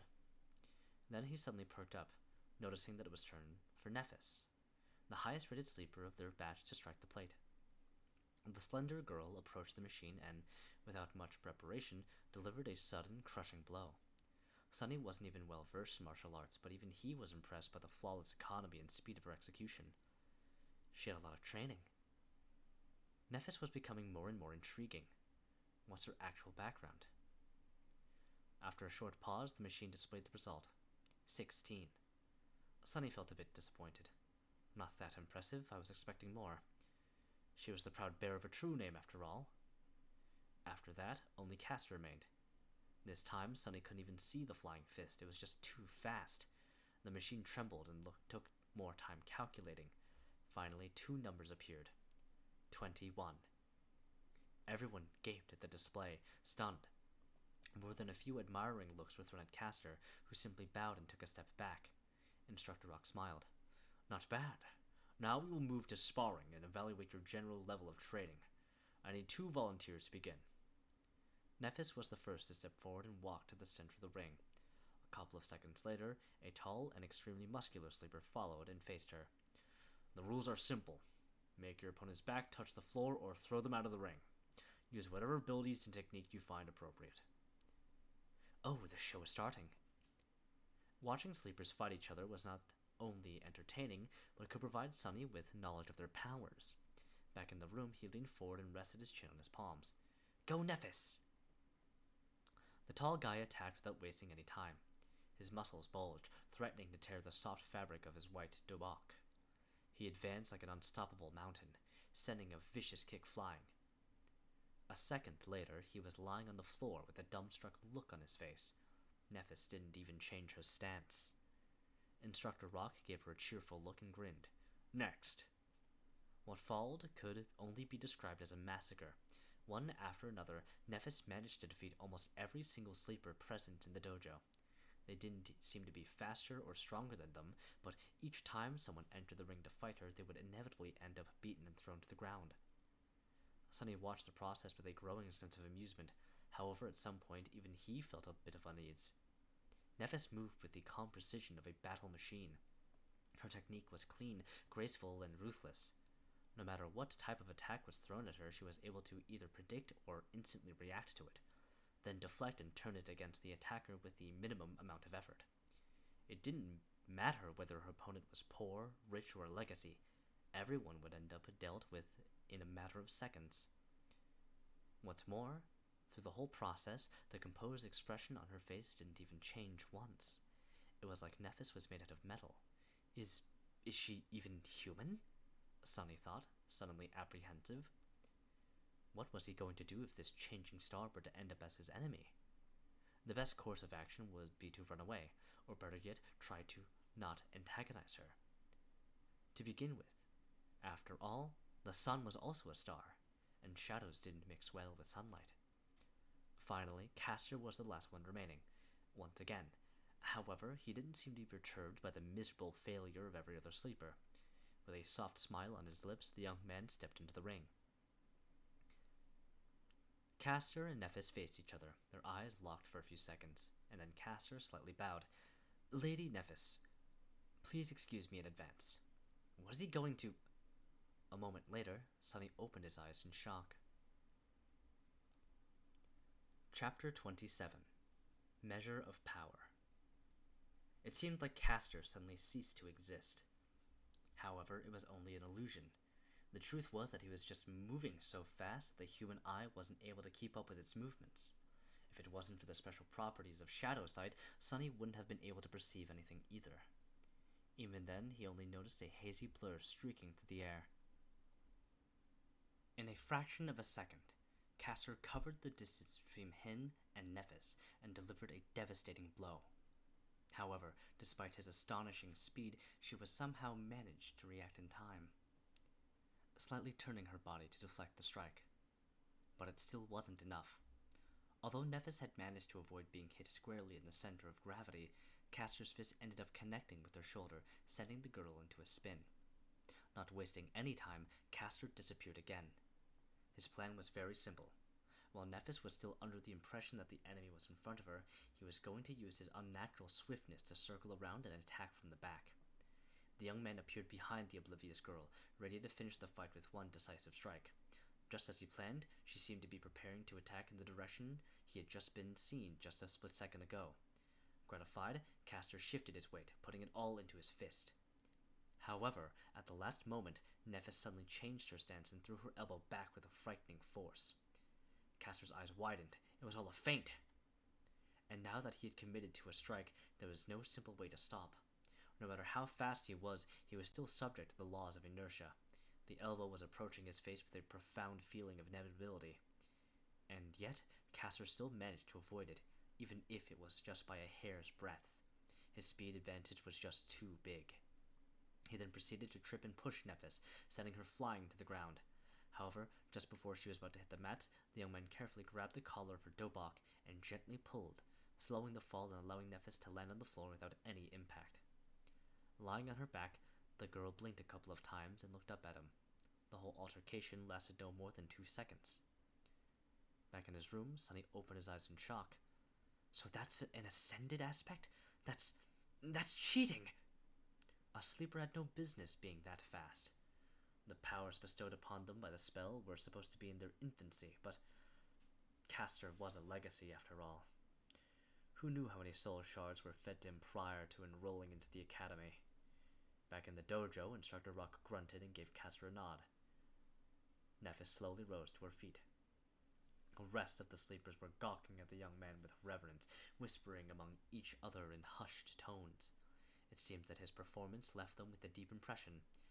However, Castor himself wasn't very elated.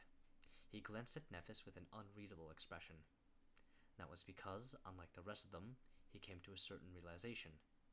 The truth of the matter was only known to him. Nephis, Instructor Rock, and Sonny, who was very observant and quickly picked on such things. The thing that the sleepers failed to notice was that Nephis did not use her aspect ability when facing Castor. In fact, she had not used it at all in any point during today's testing. No one even knew what her ability was. And yet, despite his powerful aspect, Castor barely managed to clutch a victory against her. What a monster, Sonny thought, full of unease. The shadow hiding in the corner of the dojo seemed to agree with him wholeheartedly. After that, the introductory combat class was over. Sore from the beating they received, sleepers headed for the showers.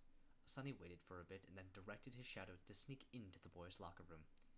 He wasn't very interested in watching a bunch of teenagers changing clothes, but there was a slight possibility that Castor would either comment on his duel with Nephis or answer some questions about his incredible aspect ability. Just as he had expected, the young man was surrounded by a group of newly converted fans. They were congratulating him on his victory, full of adoration and excitement. However, Castor seemed himself to be in a bad mood. His expression was somber, and there was a grim heaviness in his eyes. In fact, his face grew darker with each praise he received. Castor, that was incredible. Your aspect is overpowered, am I right? That Nephis girl stood no chance. True name, who needs that? She's just a wannabe. Finally, Castor raised his hand and pierced the last boy who had spoken with a cold look. That boy, just like him, was one of the few legacies in their batch of sleepers. He frowned, surprised by Castor's reaction. What is it? Castor gritted his teeth. I might have expected such behavior from them, but you should know better. The other legacy raised an eyebrow. Why? Is there something special about that peasant girl? Castor's eyes widened. Peasant girl? Do you really not know who she is? No, Sonny thought impatiently, so just get to it and say it out loud. Luckily, the arrogant sleeper had the same sentiment. Castor opened his mouth several times, as though not sure of what to say. Finally, he shook his head and answered, "She is Nephis of the immortal Flame Clan." As soon as he said that, the arrogant legacy became deathly pale. Not paying him any attention, Castor continued, "I trust that I don't need to tell you about her grandfather. Her parents were Smile of Heaven and Broken Sword." Even in his room, Sunny almost fell from his chair. Even he knew who Immortal Flame and Broken Sword were. The former was the first human to conquer the second nightmare and become a master. The latter, the first one to conquer the third nightmare and become a saint. They, as well as their companions, were among the most famous heroes of the human race. Someone who had managed to change history with their own two hands. If what Castor said was true, then Nephis wasn't just an aristocrat, she was royalty. No wonder he addressed her as a lady. Why didn't he just call her princess instead? But that didn't make any sense. Echoing his thoughts, the pale-faced sleeper asked in a trembling voice, "Then why is she so—" Castor sighed. "Because they're all dead. The Immortal Flame Clan is long gone." For a few moments, the locker room was completely silent. Castor looked down. "She's the only one left." Late at night, when everyone was already asleep, Sunny furtively entered the dojo. Looking around, he made sure that no one was there and then curiously approached the ring where Nephis and the others had been tested earlier. He stopped at the center of the ring and stood there for a while, remembering how she had dealt with dozens of sleepers of their batch before being defeated by Castor. "Monsters! Both of them are monsters!" he mumbled, bitter and disheartened. Shaking his head, Sunny left the ring and then looked at his shadow. "Do you agree?" The shadow hesitated for a few seconds, then stuck out its chest and crossed its arms, trying to appear cocky, disdainful, and unperturbed. However, its act wasn't very convincing. "Yeah, you're right. Exactly, what's the big deal anyway?" Both Immortal Flame and Broken Sword, Neff's father and grandfather, were as monstrous in terms of power as one can get. But they still failed to protect their family from being eviscerated, so power wasn't that important in the end. Even royalty was not safe from the cruelty of the world. Sunny sighed and proceeded to the measuring machine. Making a fist, he swung it and delivered his best punch. The machine hummed for a few seconds, and then displayed a single number. 9. "Oh, come on, I deserve a 10 at least." Feeling very indignant, he struck the same plate again, almost hurting his fingers. However, the result was the same. "Damn it!" Sunny paced for a bit, trying to control his anger. It seems he was destined to be a weakling. After all, the force of the strike depended on mass and acceleration. Acceleration could be improved with technique and exercise, but mass was something he had very little control of. He was already done growing, and his height was not going to drastically increase in the future. No matter how hard Sunny trained, he was always going to be a lightweight. How is this fair? Suddenly, filled with resentment, he punched the plate again, putting all of his frustration into this one strike. At that moment, a strange instinct suddenly awakened in Sunny's mind. Following the command of this instinct, his shadow flowed up and wrapped itself around his hand, sticking to it like a black glove. In the next moment, the punch connected. The machine trembled from the force of the strike. Sunny's yelped in pain and took a step back, cradling his bruised fist. After a while, the result was displayed. However, it wasn't a 9 anymore. It wasn't even a 10. It was 18. He looked at the displayed number for a long time, expressionless. Then, a wide grin slowly appeared on Sunny's face. "I see. So that is why, of course!" He clenched his fist again, looking down at the black shadowy glove. Ah, what an invaluable helper indeed. Now we're talking! Chapter 28. Training Montage. Days flew by. Sunny only had 4 weeks to prepare himself for the journey into the dream realm, so there wasn't even a minute to spare. He was relentless, pushing his body and mind to the limits in an attempt to absorb as much knowledge and skills as possible in that short amount of time. In the day, he studied with teacher Julius, slowly learning how to survive and take care of himself in the absence of civilization. Their lessons range from comparatively simple, like various ways to produce fire, to much more obscure and esoteric, like celestial navigation. What was so hard about celestial navigation? Well, as it turned out, the dream realm was not consistent in terms of star geography. Different regions had different stars and constellations, as well as different number of moons. While the sun seemed to be the same, its behavior was highly unpredictable. Still, with sufficient knowledge, one could find ways to study the skies and subsequently navigate themselves. Most of these lessons were, supposedly, already included in the various school curriculums and known to the majority of sleepers. However, learning something from a textbook and learning the same thing from an actual awakened were two completely different matters. Teacher Julius had a habit of going much more in-depth when explaining his subject. Thanks to this time-consuming habit of his, Sonny not only learned about the what, but also often gained glimpses into the why. This nascent understanding of the underlying principles of the dream realm environment gave him the ability to face any situation with at least some measure of readiness. Even the lessons in dead language, which Sonny had initially judged to be useless, turned out to be much more interesting than he could ever imagine. This was in large part because it concerned the spell itself. After all, the spell communicates with humans in one of those dead languages. By knowing the language, he was able to understand its various remarks and descriptions better. The simplest example of this was Nephis and her true name, Changing Star. While technically correct, this translation failed to properly convey the exact meaning. By understanding the grammatical structure of the rune language, it was easy to extrapolate and see that the more correct translation would have been Star of Change. More than that, there were two different runes for change, each with its own connotation. Depending on what exact rune was used to relay the meaning of the name, it could also mean ruinous star or star of misfortune. A small change in wording and connotation could mean a world of difference in real life. Sonny, who had never seriously studied before, found the process of acquiring vast amounts of theoretical knowledge strange, numbing, and exhausting. However, in a sense, it was also exhilarating. After all, knowledge was something that only the privileged had access to. It was also this authority over knowledge that kept them in the position of power, creating a vicious cycle of inequality. The poor had no opportunity to study, and without the advantage of good education, they had no way to stop being poor. The weirdest part about all of this was that Sonny was now one of those privileged people. More than that, he was at the pinnacle of social hierarchy. Not only had he gained access to an unlimited amount of knowledge, but even his basic needs like food and shelter were also taken care of by the government, allowing him to fully focus on the single goal of developing himself as an awakened. This sudden transformation would have sent him into a whirlpool of physiological reflection if he had any time to spare.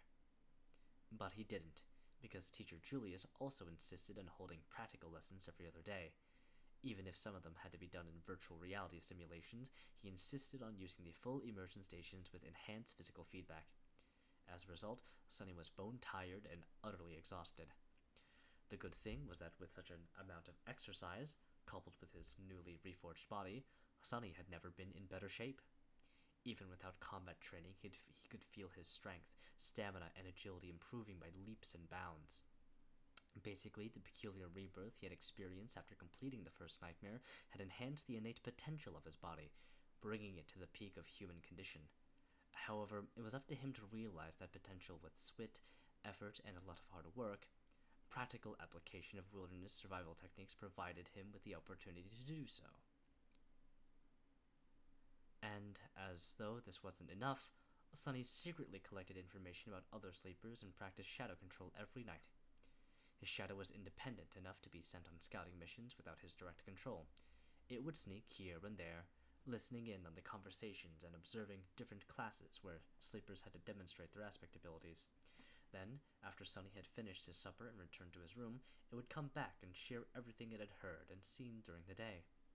The only problem with this arrangement was that the shadow, despite its outward snarkiness, turned out to be rather naive. It didn't quite understand how the human world worked, and as such, often failed to distinguish between useful information and meaningless chatter. So, most of the time, Sonny would receive nothing of value or juicy gossip instead of important secrets. That is how he learned that in the sleeper center, romance was in the air. After all, there were 100 beautiful young people locked underground in close proximity to each other, with the added spice of a deathly threat hanging above their heads. Many felt that life was short and it was time to seize their day. Passion bloomed in the shadow of approaching danger. Sonny was excluded from this whole side of the thing, of course. Firstly, he had already positioned himself to be perceived as an unlikable lunatic. Secondly, he simply had no time for anything except for his lessons and training. And lastly, he was wary of getting close to anyone, afraid that a situation would arise where he would have no choice but to divulge his true name. Apart from gathering information and slowly learning about the scope and details of various aspect abilities and, to a lesser extent, flaws, he was also experimenting with shadow control. The results were promising. He quickly found out that his shadow was able to enhance various objects, not only his body. If it was wrapped around a weapon, the weapon would strike harder and deliver more damage. If it was applied to an armor, the armor would become sturdier and harder to break. The enhancement was rather substantial too. It was roughly twice as much as the initial value. All in all, this ability, if used correctly, could make him a powerhouse among the sleepers. Many combat aspects could deliver more speed or damage. Many could provide more defense and protection, but none were as well-rounded and versatile as Shadow Slave. With the added utility of Shadow Sight, Shadow Step, and Shadow Scout, it was truly incredible. Just like that, day after day passed, slowly turning into weeks. Before Sonny even knew it, the winter solstice was already here. Chapter 29. The Last Day on Earth. On the last day of the winter solstice, Sonny woke up feeling tired and drowsy. No matter how much he tried to shake off this listlessness, it wouldn't go away. In the end, he just stayed in the bed for a while, wrapping himself in a blanket. He was already familiar with this feeling of never-ending, ensnaring sleepiness. It was the same in the days before his first nightmare. It was also quite similar to what he had experienced while slowly dying of hypothermia on the slopes of the Black Mountain. Remembering the cold embrace of approaching death, Sonny couldn't help but shiver. This was his last day on Earth, at least for a while. By nightfall, the spell was going to take him away once again, this time to challenge the vast expanse of the Dream Realm. What was he going to face in that ruined magical world? Would luck be on his side this time, or would there be another disaster? Ugh. There would be no point in guessing. He had already done everything in his power to prepare for the inevitable. He studied hard, trained hard, and kept his secret safe. His aspect was better than most, and his will to survive was long tempered by the harsh reality of the outskirts and even harsher ordeal of the first nightmare. All in all, he was ready. With a sigh, Sonny got out of bed and went along with his morning routine. If this was going to be his last hot shower in a long while, he was going to really enjoy it. If it was going to be his last scrumptious breakfast for the time being. Actually, he had no appetite. The cafeteria was full of sleepers, but no one was talking. Everybody was in low spirits and seemed to be uncharacteristically introspective. There was no usual laughter or boisterous conversations. Only the legacies remained calm and collected. However, even they kept to themselves. Sonny thought about the last time he was preparing to enter the spell and, with a bit of trepidation, approached the coffee machine. During his stay in the academy, he had long discovered that a lot of people were in the habit of adding sugar and milk to their coffee, so on this auspicious day, he decided to give it another try. After all, it was nice to have a tradition. A few minutes later, he had taken his usual seat near Cassia, the blind girl. Despite their compulsory closeness, they had not talked to each other even once. Just like two strangers forced to share the same space by circumstances beyond their control, Sonny did not see a reason for anything to change today. However, as soon as he took the first sip of coffee, Cassia suddenly turned her head and stared at him with her beautiful blind blue eyes. Unnerved, Cassie looked around, checking if someone else had attracted her attention, and after making sure that there wasn't anyone standing behind him, asked, "What?"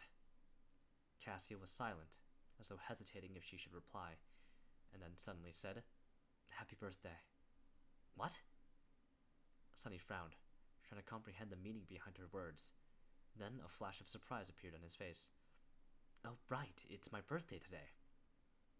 He had completely forgotten about it. He was turning 17 today. Wait, how did she know about this? Sunny gave the blind girl a strange look, opened his mouth, and then decided to let the issue go. She was just too creepy. Thanks. With a nod, Cassia turned away and seemingly lost interest in having a conversation once again, which was for the better. Sunny returned to his coffee, finding it not too bad this time. Of course, sugar and cream were making most of the work. However, he did feel a little bit more awake after drinking it. 17, huh? Sunny was never sure that he would make it to this age alive, and yet, despite everything, he did. Life was sure unpredictable sometimes. If anyone would have told him a year ago that he was going to celebrate his 17th birthday by drinking real coffee with real milk and sugar, he would have laughed in their face. But now it was a reality. Unwillingly, Sunny remembered all the people who used to celebrate his birthdays with him. A long time ago. Before his mood turned sour, he decisively dispelled these thoughts and forced himself to smile. This is not bad. Let's do it again next year, when I'm already and awakened. Cheering himself up like that, he finished his coffee and left the cafeteria. There were no classes today, but he still visited the wilderness survival classroom and said his goodbyes to Teacher Julius. The old man got pretty emotional when sending him off. He gave Sunny one last tip, a dozen or so times in a row, and even promised to apply for a research assistant position to be opened after the young man had become a full awakened. Sunny left, thanking him for his time and patience. After that, there wasn't much he could do. When the sun was close to setting, Instructor Rock gathered them in the foyer of the sleeping center and led them outside. In the snowy parks that surrounded the white building, other awakened were leading their own batches of sleepers to the same destination. It was the Academy's medical center. The center looked more like a shrine than a hospital. Its interior contained both highly advanced technology as well as some of the best healers among the awakened. For the duration of their first journey into the dream realm, the bodies of the sleepers would be kept safe in specially designed pods and sustained by the magical powers of those healers if anything unfortunate were to happen on the other side of the spell. Of course, whether or not they would wake up in the end wholly depended on the sleepers themselves. To Sunny's surprise, after entering the medical center, Instructor Rock did not take them directly to the wing containing sleeper pods. Instead, he led them to a comparatively deserted floor and opened the doors to a spacious gallery that was brightly illuminated by the beautiful crimson rays of the setting sun. Then he saw rows and rows of wheelchairs. In each wheelchair, there was a person with a blank, strangely peaceful expression on their face. All these people were completely silent, motionless, and still.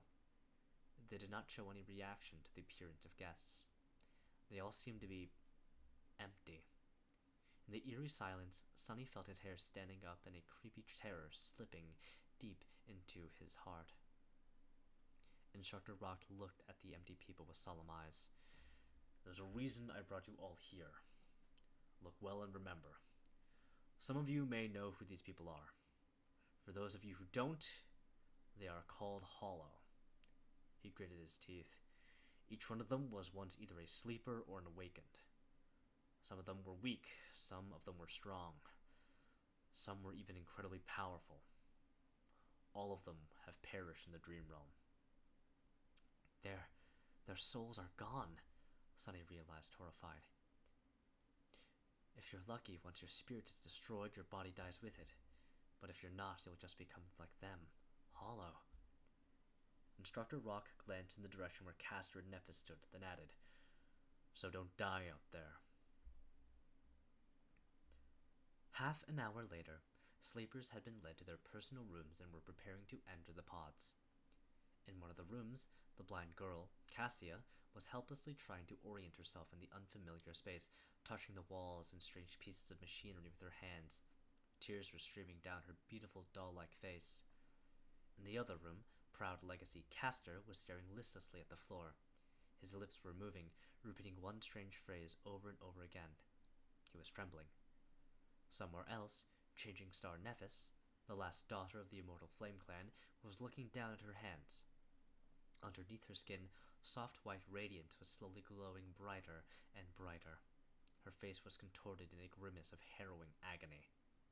And finally, There was a room where Shadow, slave Sunless, lost from light, turned away from the sleeping pod and glanced down at his shadow. Well, are you ready? The shadow shrugged and didn't answer. Sunny sighed. Yeah, me too. With that, he stepped forward and climbed into the pod.